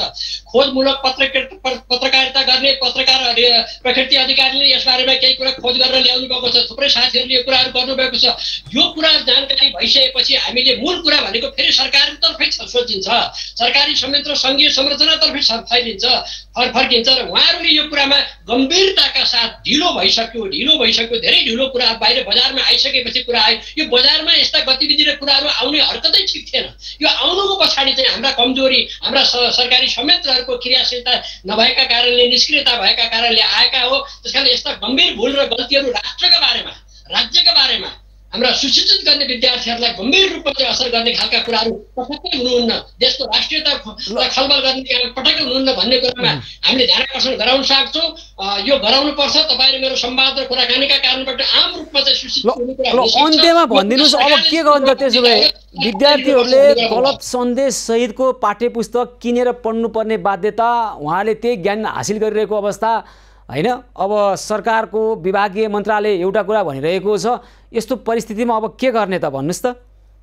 अब तत्कालको लागि जसले अन्जानवश गर्नुभएको छ उहाँहरूले थाहा पाउनुपर्छ, यो कुरा फिर्ता लिनुपर्छ। जसले भुल जानी गर्नुभएको छ उहाँहरू कारबाहीको भागीदार हुनुपर्छ।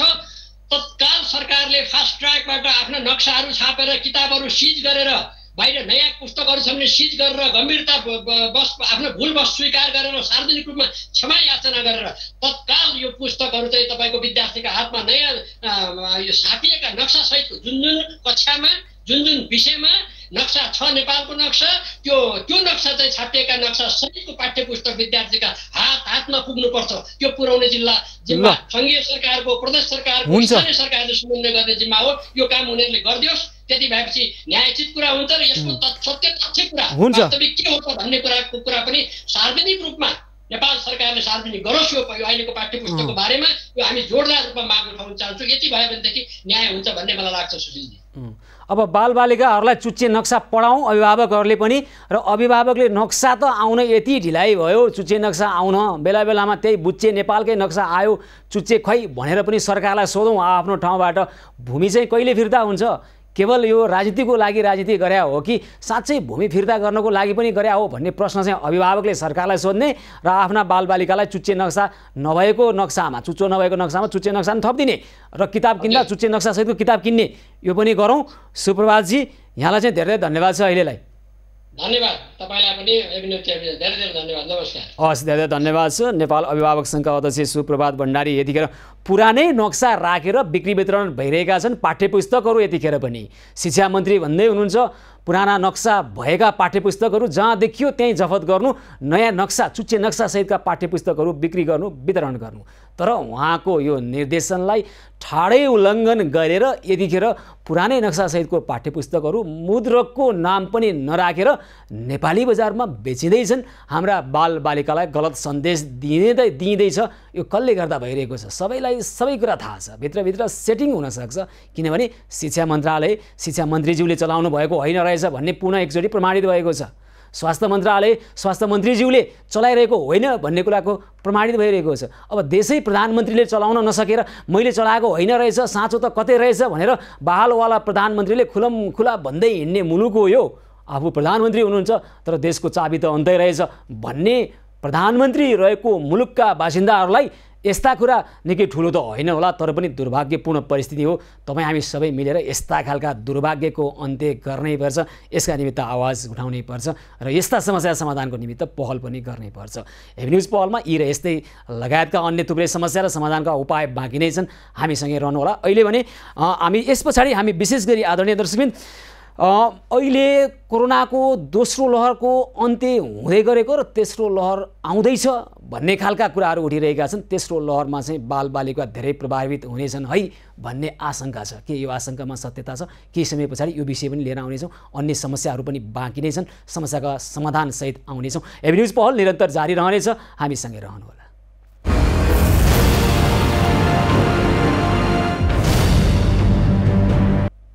हेभी न्युज पहलको विशेष श्रृङ्खलामा पुनः स्वागत छ आदरणीय दर्शकबिन। काठमाडौँ महानगरपालिका वडा नम्बर 4 धुम्माराई स्थित चन्द्रेश्वर महादेव मन्दिरका मूल पुजारी यदु कुमार अधिकारीबाट बाढी पीडितको सेवाका लागि 10,100 रुपियाँ सहयोग भएको जानकारी आएको छ। धुम्माराई स्थित चन्द्रेश्वर महादेव मन्दिरका मूल पुजारी यदु कुमार अधिकारीप्रति हामी हार्दिक आभार प्रकट गर्दछौँ। त्यसै गरी हेभी न्युज पहलको समन्वयमा विभिन्न सहयोगी हात र सहयोगी मनहरूले अहिले पनि अप्ठ्यारोमा परिरहेका, कठिनाइमा परिरहेका व्यक्तिहरूलाई सहयोग गर्ने कामलाई हामीले निरन्तरता दिइरहेका छौँ। जबसम्म यस्ता समस्याहरू आइरहन्छन् हामी समस्याको समाधानमा लागिरहनेछौँ। यसै सिलसिलामा हेभी न्युज पहल अभियान अन्तर्गत श्रीकृष्ण प्रणामी समाजको समन्वय र डेस्क खैरहनी ग्रिन सोसाइटी नेपालको संयुक्त आयोजनामा मकवानपुर जिल्लाको मनहरी गाउँपालिकाका 30 चेपाङ घर परिवारका प्रत्येक परिवारलाई 20-20 किलो चामल, 1-1 लिटर तेल, 1-1 पोका नुन लगायतको खाद्यान्न सामग्री सहयोग भएको छ। त्यसै गरी कीर्तिपुर बस्ने फरक क्षमता भएका र नाम खुलाउन नचाहने 3 घर परिवारलाई श्रीकृष्ण प्रणामी समाजका श्याम केसी मार्फत खाद्यान्न पुर्याइएको छ। त्यसै गरी हाँडी गाउँका सीता तामाङलाई नवदुर्गा पार्टी प्यालेसका रूपक बानियाबाट 1 महिना पुग्ने खाद्यान्नका साथै मृगौलाको डायलोसिस तथा औषधि उपचारको लागि 2100 रुपियाँ सहयोग भएको छ। त्यस्तै जडीबुटी बस्ने इन्द्रबहादुर केसीलाई श्रीकृष्ण प्रणामी समाजका उद्धव प्रसाद तिमल सिंह मार्फत खाद्यान्न पुर्याइएको छ। त्यस्तै हेभी न्युज पहल मार्फत बाङ्गेमुडाका मोहम्मद चाँदलाई श्रीकृष्ण प्रणामी समाजका राजकुमार गजरेल मार्फत खाद्यान्न पुर्याइएको छ। सीतापाइलाका गीता ढकाललाई मनोमोल गजुरेल मार्फत खाद्यान्न पुर्याइएको छ। त्यसै गरी ढुङ्गेधाराका अशोक परियार र रिङ्कु नेपालीलाई अरुण पाण्डे मार्फत खाद्यान्न पुर्याइएको छ। भक्तपुर लखनथलेकी सृजनापुरीलाई स्वरूपराज थापा मार्फत खाद्यान्न पुर्याइएको छ। सुकेधाराका धनबहादुर तामाङ, कुलबहादुर नेपाली र शेरबहादुर वाइवालाई नवदुर्गा पार्टी प्यालेसका रूपक बानिया मार्फत खाद्यान्न पुर्याइएको छ। त्यस्तै कपनकी निशा बस्नेतलाई नवदुर्गा पार्टी प्यालेसकी लक्ष्मी बानिया मार्फत खाद्यान्न पुर्याइएको छ। हेभी न्युज पहल अभियान अन्तर्गत श्रीकृष्ण प्रणामी समाज र नवदुर्गा पार्टी प्यालेसको सक्रियतामा निषेधाज्ञा सुरु भएदेखि नै पशुपति तिलगङ्गा क्षेत्रका आसपासमा अलपत्र परेका, रोजीरोटी गुमाएका र सडक पेटीमा रात बिताउन बाध्य भएका करिब 350 भन्दा बढी सर्वसाधारणलाई निःशुल्क दैनिक भोजन सेवालाई निरन्तरता दिइराखेका छौँ। त्यसै गरी पशुपति भण्डारखाल तथा गुह्येश्वरी क्षेत्रका पशुपन्छीलाई पनि निरन्तर भोजन सेवा जारी रहेको छ। न्युज पहलको समन्वयमा हाम्रा सहयोगी हात सहयोगी मनहरूले निरन्तर रूपमा अप्ठ्यारो र कठिनाइमा परेका व्यक्तिहरूलाई सहयोग गर्ने कामलाई पनि हामी निरन्तरता दिइरहेका छौँ र भोलि पनि यस्तो समस्यामा परेका मानव हुन् या पशुपन्छी यतिखेर विशेष गरी खाद्यान्न अभाव बेहोरिरहेका छन्। अहिले काठमाडौँ उपत्यकाकै कुरा गर्ने हो भने काठमाडौँ उपत्यका बाहिर पनि यस्ता खालका समस्याहरू छन्। त्यहाँ पनि हाम्रा सहयोगी मन सहयोगी हात हाम्रा संवाददाताको समन्वयमा हामी समस्यामा परेका व्यक्तिहरूको नेबेको चुलो बाल्ने अभियानलाई निरन्तरता दिइरहेका छौँ। पौष्टिक आहार खानुपर्छ भनिएको छ यस्तो अवस्थामा, तर मानिस 2 छाक भात पनि खान नपाइरहेको परिस्थिति पनि छ। त्यस्तो परिस्थिति हाम्रो जानकारीमा आइसकेपछि हामी तत्काल यो समस्या समाधानको पहललाई निरन्तरता दिइरहेका छौँ र हाम्रा सहयोगी मन र सहयोगी हातहरूले पनि यतिखेर प्रभावकारी ढङ्गबाट यो कामलाई सहयोग गरिरहनु भएको छ। उहाँहरूलाई हामी हार्दिक आभार र कृतज्ञता व्यक्त गर्न चाहन्छौँ। र दर्शकवृन्द, यतिखेर तेस्रो लहरको कोरोनाको सङ्क्रमण फैलिँदैछ भन्ने खालको आङ्कलन र यो आङ्कलन बिस्तारै पुष्टि हुँदै गइरहेको छ। नेपालमा पनि नयाँ म्युटेसन सहितको कोरोनाको भेरिएन्ट फेला परिरहेको र विश्वका अन्य मुलुकमा पनि यही खालको परिस्थिति देखा परिरहेको र यो नयाँ भेरिएन्ट अझ बढी सङ्क्रामक रहेको भन्ने खालका कुराहरू पनि आइरहेका छन्। र पहिलो कोरोनाको अवस्थामा ज्येष्ठ नागरिकहरूलाई धेरै प्रभावित बनायो, दोस्रोमा युवाहरू पनि प्रभावित भए र तेस्रोमा बालबालिकाहरू पनि धेरै प्रभावित हुन्छन् भन्ने खालका आशंकाहरू भइरहेको परिस्थितिमा बालबालिकाहरू प्रभावित हुने परिस्थितिमा अब हामीले उपचारको पद्धतिलाई कसरी सुदृढीकरण गर्नुपर्दछ र बालबालिकालाई प्रभावबाट अथवा मुक्त गर्नको लागि अथवा यस्तो खालको जुन आशंका भइरहेको छ यो आशंका यदि सत्यमा रूपान्तरण हुँदैछ भने अहिले नै हामीले के कसरी काम गर्नुपर्छ यस विषयमा कुराकानी गर्नका निमित्त अहिले हामीसँग हुनुहुन्छ कान्ति बाल अस्पतालका निर्देशक बाल रोग विशेषज्ञ डाक्टर आरबी बिच्छा।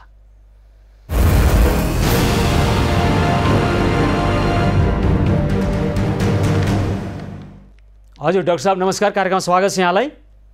नमस्कार नमस्कार। अब तेस्रो लहरको कोरोना संक्रमणको जोखिम आउँदैछ भन्ने आङ्कलन भइरहेको परिस्थिति छ र त्यतिखेर बालबालिका सबैभन्दा बढी प्रभावित हुन्छन् भन्ने आशंका पनि गरिएको छ। यो आशंका सत्यमा रूपान्तरित हुने अवस्था छ कि छैन, यहाँलाई के लाग्छ? अब हेर्नुहोस्, विज्ञको नाताले चाहिँ यो जुन प्रजम्सन गरिएका छ त्यसको केही आधारहरू छ। अब पहिलो जुन लहर थियो त्यसमा चाहिँ बुजुर्गहरू चाहिँ बढी प्रभावित भए। दोस्रो लहरमा चाहिँ अब हामी तपाईँले देखिराखेका छौँ म्याक्सिमम चाहिँ युवाहरू चाहिँ युवा समूह चाहिँ बढी प्रभावित छ। त्यसैले प्रजम्सन के छ भन्दाखेरि अर्को आउने लहरमा बालबालिका पनि प्रभावित हुन सक्छ। तर वैज्ञानिक आधार त्यसको चाहिँ त्यस्तो छैन। किन भन्दाखेरि वैज्ञानिक आधारको आधारमा यदि भन्ने हो भने वास्तवमा एउटा स्टडी हुन्छ सेरो सर्भिलेन्स हामी भन्छौँ, जसले चाहिँ बालबालिका समूह कति इन्फेक्टेड भयो र कति इन्फेक्टेड भएको छैन। यदि इन्फेक्टेड छैन भने त्यसमा सम्भावना बढी भयो। अब जस्तै भारतमा 1-2टा स्टडी भएको छ। एउटा स्टडीमा 23% जति, अर्कोमा 53% जति इन्फेक्टेड पोपुलेसन बच्चामा देखाइरहेको छ। तर नेपालमा त्यस्तो चाहिँ सर्वेक्षण चाहिँ नभएको अवस्थामा हामी प्रिज्युम गरिरहेका छौँ कि त्यो चाहिँ थर्ड वेभमा चाहिँ बालबालिका बढी प्रभावित हुन्छ। तर वैज्ञानिक तौरले भन्यो भने जुनसुकै समूह पनि जो चाहिँ भ्याक्सिनेटेड छैन या उसमा नेचुरल इन्फेक्सन छैन भने ती समूह चाहिँ इक्वली प्रभावित हुन सक्छ। अब यदि त्यस्तो हो भने बालबालिकालाई जोगाउनका निमित्त अब कान्ति बाल अस्पताल केन्द्रमा रहेको यो बाल अस्पताल होइन, अब देशका विभिन्न भागमा हामीले कस्ता खालका अस्पतालहरू बनाउनका निमित्त अथवा बालबालिका जो त हेर्नुहोस् न उहाँहरूले आफ्नो लक्षण भन्न सक्नुहुन्न, उहाँहरूलाई रोग लागिसकेपछि मलाई यस्तो भइरहेको छ भनेर भन्न नसक्ने परिस्थितिका पनि अब कम उमेरका बालबालिकाहरूलाई जोगाउनका निमित्त के गर्ने त भनेको कान्ति बाल अस्पतालले के सोचिरहेको छ अनि देशका अन्य बाल अस्पतालहरूको अहिलेको परिस्थितिलाई सुधार्नका निमित्त के गर्न सकिन्छ, यहाँलाई चाहिँ के लाग्छ? अब 2टा एस्पेक्ट छ यसको। हेर्नुहोस्, एउटा त प्रिभेन्टिभ एस्पेक्ट हो कि प्रिभेन्टै गर्ने, तेस्रो लहर चाहिँ आउँदा पनि हामी यस्ता प्रिभेन्सनका उपायहरू अपनाऊ जसले चाहिँ क्षति न्यूनीकरण हुन्छ। त्यसका उपाय चाहिँ हामी सबैलाई थाहा छ। त्यो चाहिँ एउटा चाहिँ जुन कोरोना एप्रोप्रिएट बिहेभियर हामी भन्छौँ, जनस्वास्थ्यका मापदण्ड जुन भन्छौँ, त्यो चाहिँ स्ट्रिक्टली फलो गर्ने, त्यो नागरिक हरेक नागरिकको दायित्व हो। त्यो गर्नुभयो भने त्यो चेन चाहिँ ब्रेक हुन्छ। दोस्रो चाहिँ मास भ्याक्सिनेसन। यदि 60 देखि 70% पोपुलेसनलाई हामी भ्याक्सिनेट गर्न सक्यौँ भने हाम्रो बालबालिका पनि जोगिन्छ। किन जोगिन्छ भने त्यसलाई एउटा कोकेन इफेक्ट भन्छौँ। आखिर बच्चामा चाहिँ बिमारी आउने चाहिँ जेनरली चाहिँ एडल्टबाटै हो, त्यो घरमा होस् या कम्युनिटीमा होस् या स्कुलमा होस्। यदि त्यो एडल्ट पोपुलेसन चाहिँ भ्याक्सिनेटेड हुन्छ भने त्यो चेन चाहिँ ब्रेक हुन्छ। त्यसलाई चाहिँ हामी वैज्ञानिक तौरमा चाहिँ त्यो कोकेन इफेक्ट भन्छौँ। त्यसमा बच्चा चाहिँ जोगिन सकिन्छ। अब यो दुईटै हुने परिस्थिति छैन। तपाईँले भने त जनस्वास्थ्यको मापदण्ड पनि अब निषेधाज्ञा अहिले खुकुलो भइरहेको परिस्थितिमा हेर्नुहोस् त कस्तो परिस्थिति देखिराखेका छौँ हामी। अर्को तपाईँले भन्नुभयो धेरैभन्दा धेरैलाई खोप लगाउँ, अब यो पनि तत्काल हुने अवस्था छैन। खोपको अब अहिले खोप आउने कुरामा ब्रेक थ्रु हुन्छ भन्ने मन्त्रीज्यूहरूको अब अहिले समय सकिहाल्यो, उहाँहरू अहिले पदमुक्त हुनुभएको छ। अब आउने छाँटकाट छैन खोप पनि। तपाईँले भनेको यो दुईटै प्रिभेन्टिभ मेजर्स भन्नुभएको थियो, यो दुईटै हुनेवाला छैन। अर्को चाहिँ के गर्ने त्यसो हो भने ल भन्नुहोस् त। अब यसमा त एउटा दुर्भाग्यपूर्ण स्थिति छ। आजै तपाईँहरूकै न्युज च्यानलबाट म देखिराखेको थिएँ भिरकुटी मण्डपको भिडभाड। त्यो चाहिँ दुर्भाग्यपूर्ण स्थिति छ। त्यो राज्यले पनि आफ्नो दायित्व बोध नगरेको अवस्था हो र हामी नागरिकहरूले पनि समाउ चाहिँ लापरवाही गरिराखेका छौँ र जुन गल्ती चाहिँ हामी फर्स्ट र सेकेन्ड वेभको बिचमा गरेका थियौँ त्यही दोहोऱ्याइराखेका छौँ र हामी तपाईँ सबैलाई थाहा छ यो गल्तीले हामी कत्रो क्षति चाहिँ बेहोर्यौँ। अलमोस्ट 9000 जति हाम्रा नेपाली दाजुभाइ दिदीबहिनीहरूको ज्यान गुमाइसकेका छन्। मेरो आग्रह छ जनता जनार्दनले पनि त्यो किसिमको चाहिँ उल्लङ्घन गर्नु भएन र राज्य पनि अलि बढी सचेत हुनुपर्ने अवस्था छ। तर यो सँगै चाहिँ सुशीलजी मैले के भन्न खोजेँ भन्दाखेरि अब जस्तै फर्स्ट वेभमा हामीले के हेऱ्यौँ, मास्क र सेनिटाइजरमै पुरा देश चाहिँ एकदमै लागेको थियो, राज्य लागेको। सेकेन्ड वेभमा हामीले के हेऱ्यौँ, अक्सिजनको अभाव अक्सिजनमै लागेको। अनि विज्ञहरूको के धारणा छ भन्दाखेरि थर्ड वेभ आइदियो भने अहिलेदेखि नै कम्तीमा चाहिँ भेन्टिलेटर किन्यौँ, ठिक छ, अक्सिजन प्लान्ट लगाउनु हो, तर एक्सपर्ट म्यान पावरको चाहिँ प्रिपरेसन तयारी चाहिँ गर्नुपर्छ। डॉक्टर होस् कि नर्सेस होस् र त्यसमा चाहिँ अलि चाहिँ हामी चाहिँ त्यति चाहिँ तत्पर चाहिँ राज्य देख्दैन जस्तो हामीलाई महसुस भइरहेको। त्यो त अब बालबालिकाकै कुरा गर्ने हो भने अहिले हामीले प्रौढका लागि तयार पारिएका अक्सिजनहरू होइन अनि आइसियु र भेन्टिलेटर बेडहरू हामी प्रौढका लागि तयार गरिरहेका छौँ। त्यही नै उहाँहरूको निमित्त प्रयोग हुन्छ कि बालबालिकाका लागि छुट्टै अस्पतालहरू, कोभिड केन्द्रित अस्पतालहरूको निर्माणको लागि के गर्नुपर्छ?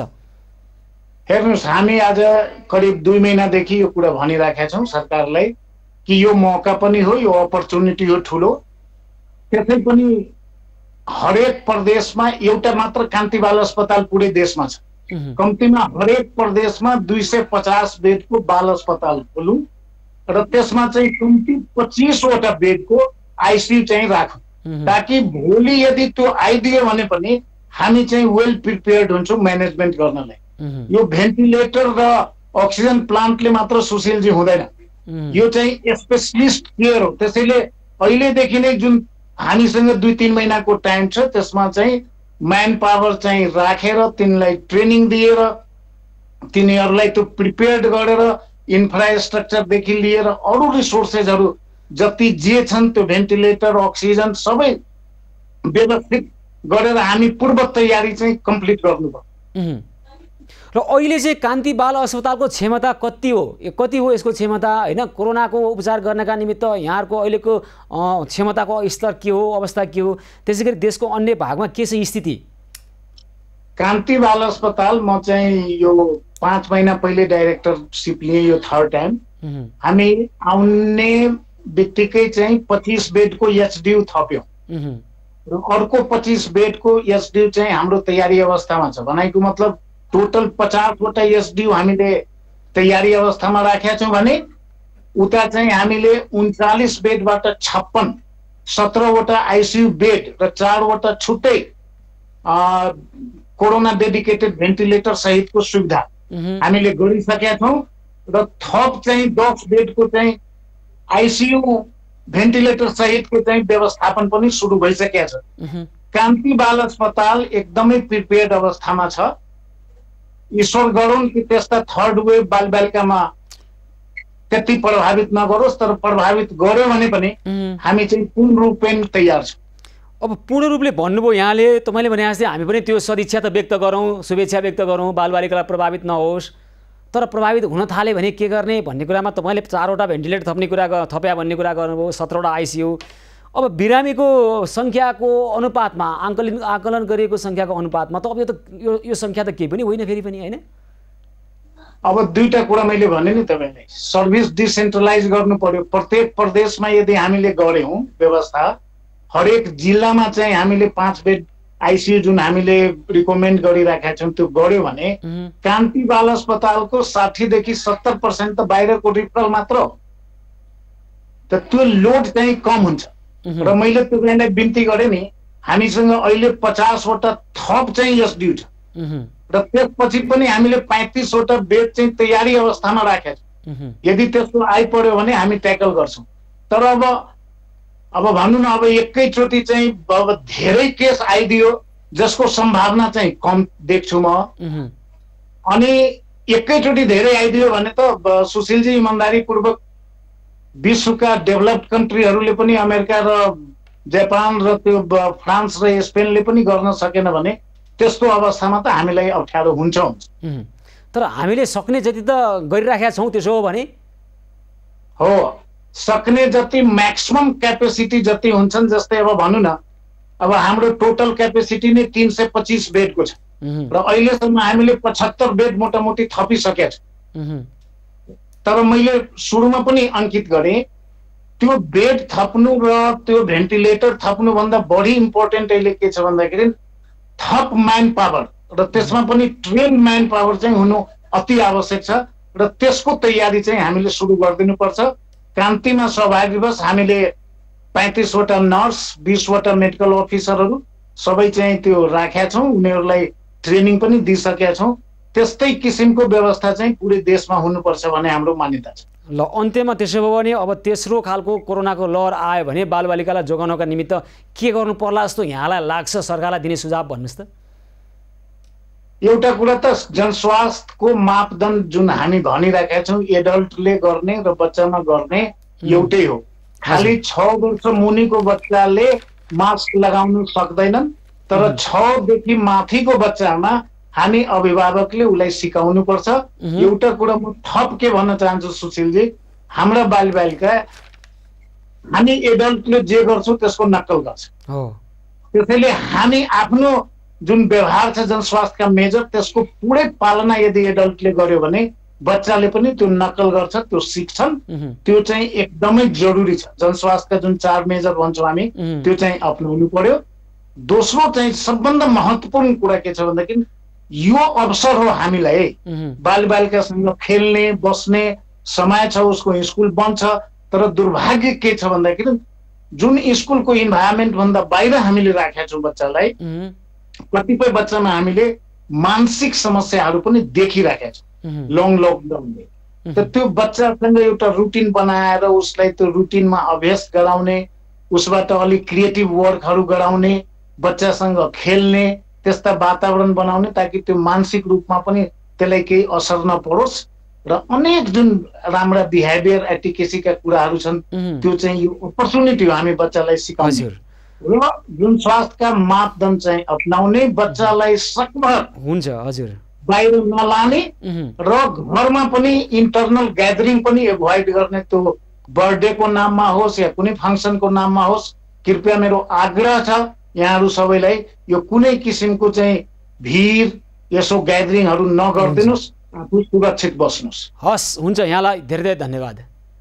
धन्यवाद सुशीलजी, धन्यवाद। हस्, धेरै धन्यवाद छ। कान्ति बाल अस्पतालका निर्देशक बालरोग विशेषज्ञ डाक्टर आरबी विच्छेसँग यतिखेर हामी कुराकानी गर्दैथ्यौँ। अब तेस्रो लहरको कोरोना सङ्क्रमण आयो भने यसले बालबालिकालाई धेरै प्रभाव पार्छ भन्ने खालको आङ्कलन भइरहेको छ। त्यस्तो परिस्थितिमा हाम्रा बालबालिकाका अस्पतालहरू कस्ता छन् र हामीले कस्तो खालको जनस्वास्थ्यको मापदण्ड अपनाएर बालबालिकालाई जोगाउन सकिन्छ कोरोना सङ्क्रमणको तेस्रो लहरबाट भन्ने विषयमा कुराकानी गऱ्यौँ। र दर्शक यतिखेर हामीसँग समय त केही छोटो नै छ, थोरै छ समय, तर पनि हामीलाई थुप्रै हाम्रा दर्शकहरूले टेलिफोन गरिरहनु भएको छ। हामी उहाँहरूसँग कुराकानी गर्ने प्रयास पनि गरिरहेका छौँ र उहाँहरूको प्रत्यक्ष टेलिफोन लिन नसकिरहेको परिस्थितिमा अनौपचारिक ढङ्गबाट उहाँहरूका समस्यालाई लिपिबद्ध गरेर उहाँहरूका समस्याको संवेदनशीलतालाई बुझेर हामी समस्याको समाधानका निमित्त पहल पनि सुरु गरिसकेका छौँ। र आज हामीले थुप्रै हाम्रा सहयोगापेक्षीहरूको सहयोगको अपेक्षा राख्नेहरूले हामीलाई दिनुभएको समस्यालाई टिपेर राखेका छौँ र भोलि बिहानैदेखि हाम्रा सहयोगी हातहरूले यी समस्यालाई समाधान गर्नका निमित्त पहल सुरु गर्नुहुनेछ। र आज पनि हामीसँग थुप्रै खालका समस्याहरू आएका छन्। यी समस्याहरूलाई हामी यतिखेरै एकजना दर्शक टेलिफोन सम्पर्कमा आउनुभएको खबर मैले प्राप्त गरेको छु। सम्झनाजी टेलिफोन सम्पर्कमा आउनुभएको छ। हजुर सम्झनाजी नमस्कार, कार्यक्रममा स्वागत छ यहाँलाई। हजुर सम्झना, के भन्नुभयो यहाँको पुरा नाम? सम्झना बुढाथोकी। हजुर, कहाँबाट होला? म यहाँ मनामैजीबाट। ल भन्नुहोस् त कृपया यहाँको के छ कुरा? मेरो एउटा नानी एउटा बाबु छ होइन। कति वर्षको? बाबु 2 वर्षको, नानी 5 वर्षको। ल भन्नुहोस् त अब। मेरो ग्यासको र अनि त्यही खाद्यान्न मात्रै आवश्यक परेको। कतिजना हुनुहुन्छ घरमा?